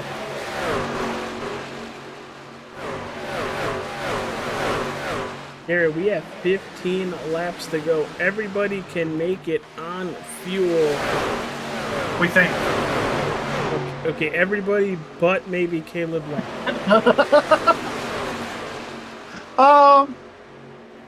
Edit. That's right. Well, I mean, I just don't see it going all the way green all the way to the end. I'm sorry. I just don't see it as close as these guys are running and how hard they're racing. I just don't see it going all the way green to the end here. No, I don't think so as well. But in the rare chance that it will, which I don't mean that as a negative, the racing's just been so tight and aggressive tonight. It's been fun to watch, but it's been wild. I don't see it going green the rest of the way. Who is in the catbird seat to probably win this thing is probably that 5 truck. I think he might be a guy to watch here. Currently running in P2 and has split the duo of the 7 and the 73. You think so? Because I think in that catbird seat might be the 35 of Caleb Bacon. Yeah, I mean, both the Caleb's back there running in 4th and 5th. I mean, they're kind of in their own catbird seat, too, to see what happens. Yeah, Caleb squared in right. 4 and 5. 4th and 5th. But a little bit further back here, kind of try to give everybody their due as we're late in the race. Capigio, who I think started 4th on the restart, falling all the way back to 8th. He's still +6 positions, so great job to him. Daniel I think it's here, just one Josh of those Vidal things back here, and so is the Chi-Chi's machine of Matt Cochran all back here. That's 12, and Aiden Turner 7.5 seconds back from the leader in 13th. And 56 of Christian DeBoer. Burton. Yep, and Opplinger too. Yep. Yeah, DeBoer is just but I really apron. think Campecio and Krim, given the circumstances, running 8th and 9th right now, I think that's pretty good. Or 9th and 10th rather, as DeBoer has gotten around them both. But yeah, I just don't know. Maybe you try to pull that in a green-white checker scenario, or with 5 to go, you could try and pull that move. Oh, we got a custom trouble with the 48, Paul Irvin. I think it was a blinky crash.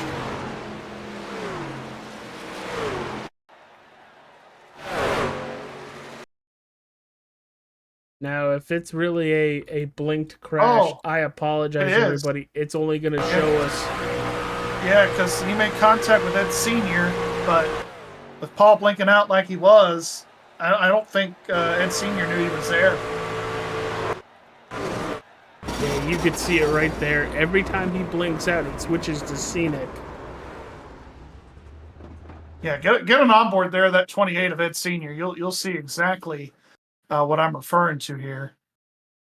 Because I think it was the 28 that turned him, ultimately. I very much hope they don't penalize the 28 on this one. I don't think you can, right? He just appears out of nowhere. That's amazing. It's the beers. Watch this. Gary, let's just play this again. This is wild. They're going to go into turn 1. Paul Irvin is to the outside, the high lane. So at this point, he blinked out. He's still there. No, he's not. Abracadabra. Paul Irvin's right in front of you. Houdini. Well, and I think if you look at it from the 48's point of view, he's racing the 77, so maybe he's trying to make a move on Caleb there. I'm not sure, but everybody coming to pit road, not really surprised there. Get some tires, get some fuels. The 7 looks like he is staying out. How you doing, Hunter? Good to see you in the chat. How have you been, pal? Oh, hey, Hunter. Good seeing you. Yeah, the caution that the front 4 did not want to see. Ed Jr., Kyle Miller, Caleb Bacon, and Ed Sr. I don't think these guys wanted to see the yellow flag fall here. Yeah, no. Now, does Ed Morris have enough? Same thing with Kyle Miller, Caleb Bacon, and Ed Morris Sr. Do they have enough to they've got enough up fuel. Front? No, I they've mean got tire. Enough fuel, for sure. Yeah, that's a whole other story. I think you're going to have some very hungry drivers fit on back. And I think Alan, I know he's been up there with Ed mostly this entire race. I think Alan made a business decision to come on in and get tires because I think he knew what was about to come here, potentially on this restart if he didn't take tires.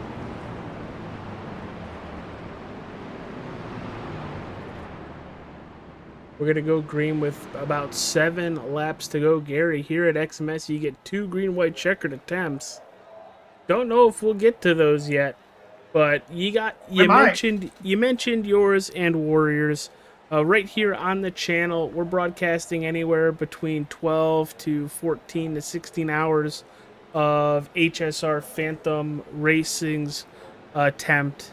We're going to try to get both their cars within those time frames so everybody could see what the other car is doing. But that'll be right here on the channel Saturday morning. I think the stream goes up at 6:45 a.m. So check that out. The links are already made, so if people wanted to go share those out, get some people in, keep us awake. I have all my W energy I was gonna say, you got your coffee or your dubby? I got my dubby. I just got a new one. It's a guava lime. Oh yeah. I think it's called Galaxy Grenade. Yeah, I got the Granny Smith apple one, so that'll be interesting. We'll open that one. I'm still finishing up the orange one, but might as well just shout out Dubby since we're here, right? Dubby is a brand of energy drinks designed to be clean, flavorful, and focused on energy. Use code AS15TV to save 10% on your order. Visit dubby.gg to place your order today. Again, that promo code AS15TV to place your order. For everybody wondering at home, it's got no calories, no sugar. It's made from coffee fruit extract. Very clean, and I can drink it, sip at it for a couple hours. I have the energy boost I need. It lasts all day until I'm ready to go to bed. And it's cheaper than a cup of coffee. It really is when it comes down to it. 30 servings per case that you get. And the green flag. Green flag back in the air. We have a lot of fans rooting for Caleb Bacon now that Justin Opplinger has fallen all the way back to that 12th position with damage. That 35 is going to be a fight to reckon with. I think we got a lot of fans for the 35, the 7, the 77 here. I think it's going to come down to the Caleb and Caleb show. You know who I'm holding for. Kind of like the Dale and Dale show. Yeah, well, they got to get by Ed Morris first, which... They do, but here comes the 5. He ain't going down without a fight. The 73's got tires. The 35 does not. Oh, boy. Yeah. And it's even tighter on back in this pack behind him. You saw that 5 really want to shoot for that hole. Here. That 5 had a hole for a half a second, and it closed up even faster. Oh, the 77 and the 5. The 5 blows it over, and he's up and over. Holy flip, indeed. Sorry, I heard someone say holy flip in the iRacing channel there. That's great. Thanks, Opplinger, for the quote. Look at the 5 here, and he just goes up and over. Once again, I don't think there's really any damage. The only thing that I can think of is maybe engine damage on that 5 truck. What, the over rev the minute he went over? That would be the only thing I could think of. Yeah, we'll have to take a look here on that onboard of Caleb Lamb. I think it's just one of those things where that 5 77 was kind of committed. I think that 5 just kind of wandered down, like I said, wanted to come down. He just didn't have it clear.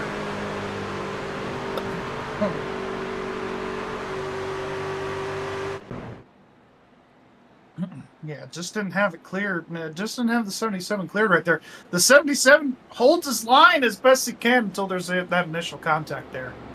Got 23 people watching throughout our channels, whether it's Facebook, YouTube, Twitch, or even TikTok, until they shut down. If they shut down, thank you. Hit that like button, subscribe, follow. It means a lot to everybody here. What about talk about shutting TikTok down for how long now? Well, they have to the 19th 6 years to reverse it, but as of now, the 19th is where it starts to sunset. Just in the U.S., which basically it means it's gonna get taken off the app stores, and no more updates. So eventually, it'll just become obsolete and very, very slow here in the U.S. So instead of doing it for the Vine or the TikTok, we're gonna have to find the next fad. Well, Vine's gone too. Yeah, so that. Can't do it for the Those Vine, can't do it for the talk. So what we got now? The Instagram please reels. tell me. I mean, yeah, I guess. Joe Torres commenting chaos. Yeah, there's a lot of chaos gaming commenting he gone, probably referring to the 5 truck flipping over there. Now, You know, Gary, we saw a couple of blow overs like halfway tonight, AJ, but we didn't see a full one. That was a full one right there. Gary, I think we should be able to get this in regulation. Because Yeah, we got 4 to go. They're going to grid up when they cross the line this time. And we're going to go green with a traditional non-attempt green-white checkered. Yeah, I don't see it clicking over to OT yet, so that's the key there.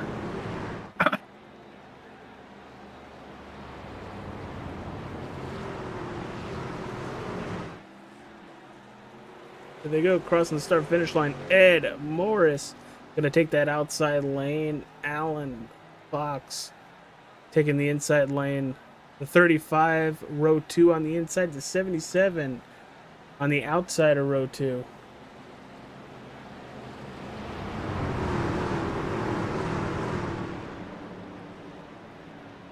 Joe Torres in the chat goes, my money is on the 7 or 73.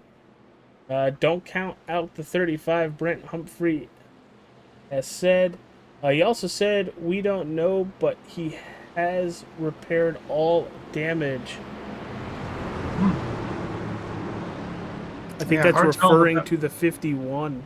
I think that's what they're referring to, yes. Joe, how close are the points since they're on the backstretch? Here you go, pal. As I'm looking for bang, bada boom. Kaboom. There are the points as they sit. It's cutoff night with 3 before to the race. go. We don't have points as they run, unfortunately. No, I wish we did. I wish there was an algorithm to get that squared away, and or if we had people that know how to do math on the fly. Yeah, no.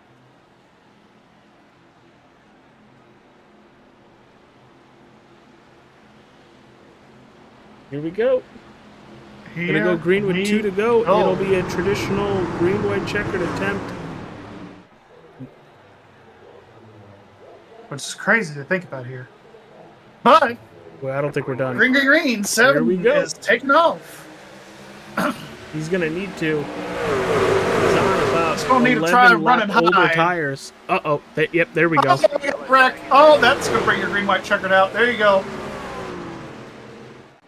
It doesn't matter how long you can push because it's always going to be a green-white checker.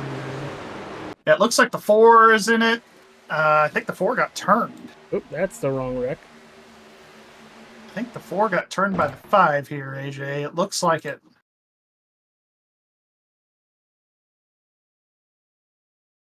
Let's see what we got here. There's a little bit of a gap coming to the green here. And you can see the 5 just with a really good restart. And there it is. He was looking to the inside. That's going to collect the 15 of 8 in Turner.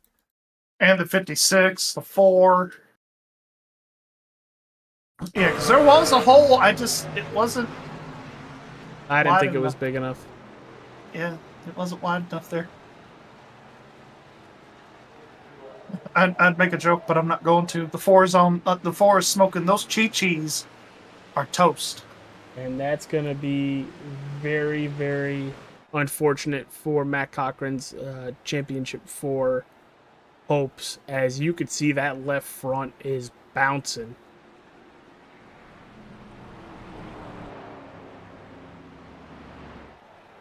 Ooh, as you can see, the rubber's coming off, too. I think they're putting that on the 5 there, AJ. Yeah, It'll be a second offense, and that is a pass-through here in Extreme Motorsports.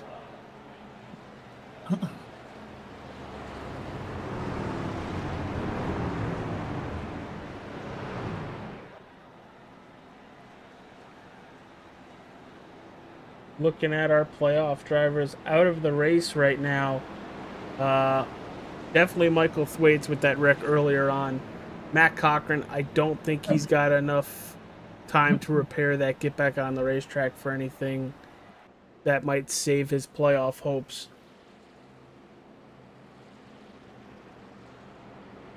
Opplinger and Irvin back on pit road, but your race leader is the number 7 of Ed Morris, and let's bring up those points again as they came into tonight's race. Ed Morris needed the win. 100%. Yeah. Oh, yeah. I mean, needed. More like he still needs it. I mean, you're right down there at 8th in points. You got to win this race. If he doesn't win this race, even if he finishes second with leading the most laps, he doesn't advance. Now, what might help Caleb Bacon, though, is Matt Cochran and Michael Thwaites not having a good night at all. So if Caleb could finish top 3, there's a good shot that 35 will advance to the Championship 4 starting next week at Legacy, Texas. Yeah, he's got a shot for sure. I mean, yeah, because Thwaites had problems tonight. Cochran had problems tonight. Irvin had his fair share of trouble. So I think you could see some guys move up here, pending on, stage results as well. So, but I tell you what, though, we've had a full racing experience here tonight. Absolutely. That is for sure. And with that, cars turned over, cars getting turned. I mean, trucks. Sorry, trucks for everybody, for all you smart Alex out there in chat, in YouTube land, and Facebook land. Gary, or as my grandpa likes to call it, book face. Gary, you mentioned the stage results. Thwaites didn't get any. He wrecked out at lap 33. That's a shame. For Matt, anyway. No, that's Michael. I'm sorry. Yeah, Michael. I'm sorry. You're good. I don't know names. I don't know nothing. I'm just here. Well, lights are off on the iRacing official pace truck. This will be our first attempt in overtime with a green-white checkered. You see the 7 of Ed Morris taking the inside lane. Caleb Lamb, who is outside, right behind the 7. In row 2, you have the 73 of Alan Fox. Then Caleb Bacon on the outside of row 2. Here we go. Pace truck is off, and we are green flag. Green once again. Green once again. And this is going to be the first of 2 attempts here, everybody. The 5 is going to have to serve a pass-through.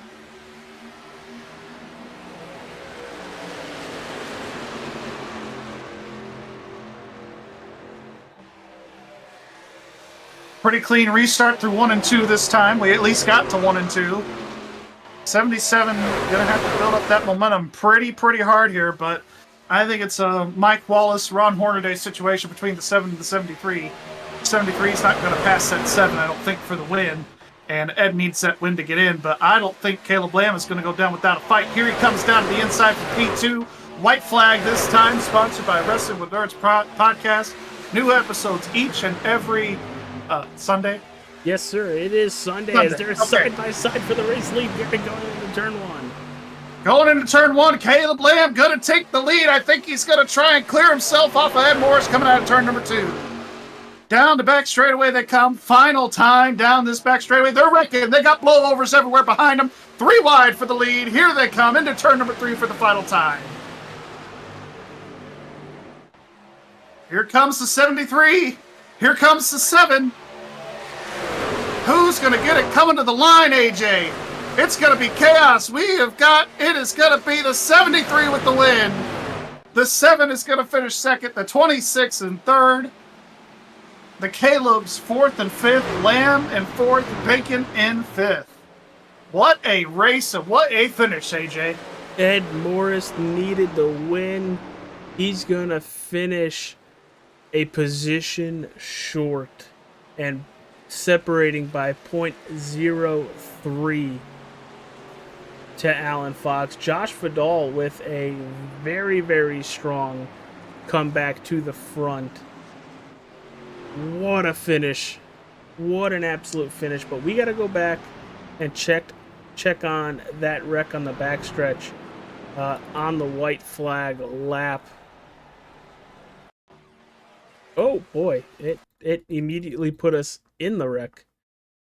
Yeah, who was that? Was that the 24 back there of Mike Campigio? Let's see. He's going to get a good view of it. Here he goes. Oh, yep. Ooh, the 47 goes airborne. I think the 15 also did too. Capizzo's going to make it through there, though. Decently clean for that All-Star Sports Report machine. And there it is. The 73 of Alan Fox burning it down, ripping up the grass. They worked very hard on that, by the way. Oh, I'm sure they did. Ed Morris finishing in that second position. Josh Vidal in third. Let's bring up those race results so everybody at home can take a look at them instead of me just reading them. Josh Vidal in third. Caleb Lamb in fourth. Caleb Bacon in fifth. Justin Opplinger fights all the way back to a P6. Seventh is Christian DeBoer. Eighth, it's Ed Morris Sr. Ninth to Paul Irvin. 10th to Mike Campiggio. 11th is Christopher Opplinger. 12th, it's Aiden Turner. 13th position goes to Daniel Krim. 14th to Kyle Miller. Matt Cochran in that 15th position. Brant Humphrey in the 16th position. 17th to Michael Thwaites. And Mr. Broadcaster to the Stars joined the session as a driver. It's Gary Wells in that 18th position, not completing a lap here tonight because he got out of the car and went up to the booth. Well, sometimes you accidentally join as a driver. That happens every once in a while. Oh, it happens a lot on the channel. Not with you or Mike. You know, other folks. Other folks, yes. Yes, very, very much so. Let's see. Do we have the wonderful people in the waiting room yet? We do. I'm open there. Let me talk to Mr. P3. Gary, if you could pull him up for me. Stand by. That would be Vidal. Vidal, yes. Here he comes. Josh Vidal, it's AJ and Gary in the broadcast booth. Congratulations on the P3 finish here tonight. How was it out there? And boy, did it look like it was pure chaos coming to the end of that race. I'll be honest, I didn't know how this race was going to turn out. I haven't really done much oval practice as of the past few weeks. I've been focusing on road course stuff, and I don't know. I kind of knew this race would be like some sort of pack racing just due to doing officials previously at this track and this truck. But I didn't know like I was going to be up there during the race. I thought I would have been like mid-pack as like per usual. Dude, it was a very fun event, at least to watch you, because you got mixed up in incidents early on. You started up front, so you were, it felt like front to back to back to front. But yeah, congratulations on the third, and believe me, I hear you. The Daytona 24 is Saturday or Friday, Saturday, or Sunday, depending on when you're running it. But wow, what a great job for you to fight through adversity to finish in that third position. Yeah, I don't really know how I did it. I mean, the newer tires definitely helped. I kind of wish it would have gone green more towards the end instead of it being like 2 or 3 back-to-back green-white checkers pretty much. Yeah, I don't know. All right, Josh, before we let you go, you want to plug any of those sponsors before we let you enjoy the P3 finish? Yeah, I do. Finally, I get to say my sponsors instead of it being Krim all the time. Yeah, well, first off, I'd like to thank Krim. He helps me out a lot, try to mess with the brake bias and steering ratio. So thank you, Krim, for all the help that you do. I'd like to thank Hutch PC, JVM Graphics, All-Star 15 for just streaming, and of course Brian Motorsports. He's the main sponsor, and Krim's always posting on the Instagram, and he's always saying, yeah, that Krim's always like P2, P3, top 5, and then it shows me, yeah, Josh tried, but he got another wreck, or he did something, but I was able to finally have the car up there and show all the sponsors, so hopefully I'll have a good post tonight. All right, brother. Well, congratulations once again. Good luck Saturday. Thank you. All right, that was Josh Vidal. Gary, I'll let you talk to boss man. It's Ed Morris. Man, Ed, what a heartbreaker. You know, finished second by 33 1/1000th of a second here tonight. I mean, that's tough. I know. Talk about your truck. I mean, you gave them hell tonight. You started P2, finished P2. You led a lot of laps. You did what you needed to do. Put yourself in position on the final restart. Walk us through it. Yeah, it was wild the whole race. You know, we started good. I was hoping to kind of get that pole and get that bonus point because I know we were coming into this thing in the hole. And it was either, you know, figure out a way to point our way in, which would have been a long shot, or, you know, win. Win will get us in. So we, you know, going for the better strategy, and that's win. But, you know, come up short. You know, I ended up having to burn an extra set of tires when I didn't have to early in the race. And unfortunately, it came down to the end. I didn't have enough tires to hold off the guys that did. Yeah, definitely. Was that just the last move you had there at the end, Ed? Did you burn up all of your other sets in the pits, or were you just taking a gamble, just going for track position late in the race? No, I didn't have any tires left. That's why I said I ended up having where I got spun early on, and I ended up using a set that I didn't really need to, and it cost us. It set us back a set at the end. So when everybody there pit on that last pit stop, I didn't have any tires to take, so I had to stay out. So. That was just the move you had. All right. Well, we'll, I don't know if celebrate is a proper term for this, but we go to Texas next week. Whether you make the round of 4 or not, you know, talk about your chances at Legacy, Texas. We're going to an old racetrack. Haven't been there in a while in Extreme, at least on this configuration that we're going to. So talk about your chances next week.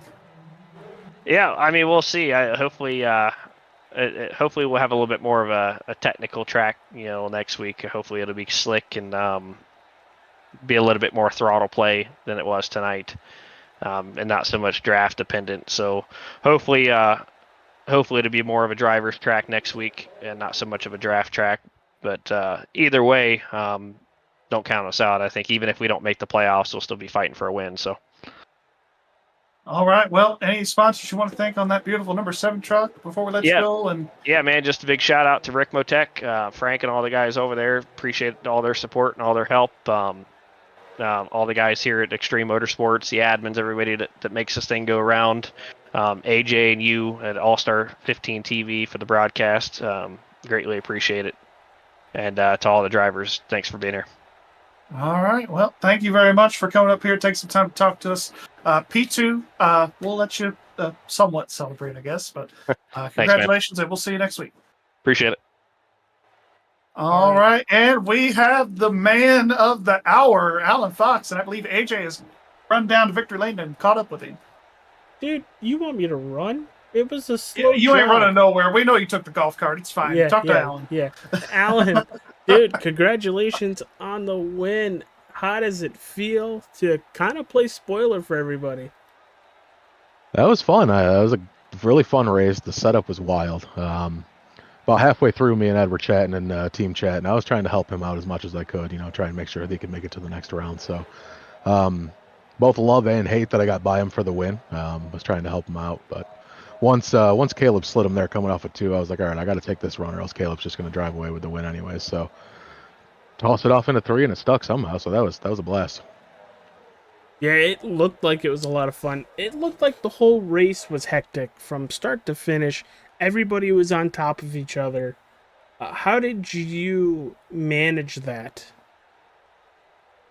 Ed and I were running the same strategy, just really trying to keep him out front so he could get as many points as he could throughout the most of the race. So I kind of just stuck with him after the stage break, and we kept track position so we could stay out of the eye of the storm there. So for a while, it was kind of me and him controlling it with a couple guys behind us, and then before that second to last caution, me, him, and Kyle drove away. So I was kind of hoping it'd go green from there, but it seemed to the more you stayed out front, except for when Opplinger got turned, that the better chance you had of keeping your car clean. All right, brother. Well, Legacy, Texas next week. We going to play spoiler again, pal? We'll see. It depends on what my kiddos are doing, whether they go to sleep nicely or not. So it was nice to hop in here on a Tuesday and play spoiler. I wasn't even planning on racing until about I don't know, probably noon today. So that was fun to hop in here, have some fun. My plan was to practice for tomorrow, but I have a feeling that the Xfinity car is going to drive just a little different. Completely different. All right, pal. Well, before we let you go and enjoy the win this evening, plug those beautiful sponsors. Yeah, I got to thank you guys for putting on these awesome broadcasts every week. Extreme for running the league for us. Ed for giving me a little space there. He could have easily thrown a bumper or a door to me coming off of 4, knowing that he had probably had to win to make it to the next round. So just all you guys for everything you do, RICMOTECH. So just awesome time to be able to show up on a Tuesday and get the win and have fun doing it. All right, pal. Well, thank you for talking with us. Congratulations on the win. We'll see you in Texas next week. Thank you, buddy. I'll see you tomorrow night. Yeah. You know, completely forgot about tomorrow night. because Xfinity, you know. Yep. I brain farted. It's okay. But Gary, take us home. Do you have any inkling of who our Final Four might be so we can kind of get a preliminary to the wonderful people watching? Well, that's a great question, AJ. Let's see if they gave us the stand-ins here. Give me just a moment. Really? Is it that fast? Well, can be. Depends on what we got going on. So that's what I am looking up right now. Season 20. Give me the points. No, that's not right. Hold on. Well, they've entered the results. Nope, they have not entered the results yet for Michigan, so we won't know, but I'm sure we'll be posting those tomorrow on Facebook, or we'll have them for you going into next week for Texas and Dover as our championship round there. But AJ, I'm really looking forward to tomorrow night. Did some practice last night in the number 27 machine. Really looking forward to this race tomorrow. We are going. We've got a lot in store tomorrow. I'm really looking forward to it. For our Xfinity car, we're going to be running the Overseer News paint scheme tomorrow, so be on the lookout for that on the racetrack tomorrow. I thought tonight's race, though, to wrap things up, AJ, was really good. Really chaotic there. A lot of things happening there at the end, beginning, middle to end of that race. So going to be interesting moving forward what tomorrow's going to look like and this round of 4 here over the next couple of weeks. Yeah, man. I can't wait for it. Tonight was entertainingly chaos. Yes. Yes. There were they were so fast in the draft that it was kind of like tandem racing where you'd catch them and not know what the heck to do. But with that, Mike Campigio and myself on the call tomorrow night. We're running this race back. Gary, good luck to you tomorrow. Thank you, AJ. And yeah, it should be a great race tomorrow. Really looking forward to it. I think the Xfinity cars are going to have a little more off-throttle time. So going to see those guys slipping around tomorrow night a little bit more. And I think we're really going to see the widest we've seen Michigan in a very long time on the sim, and really looking forward to that. All right, everybody, take care. We'll see you tomorrow night on the broadcast.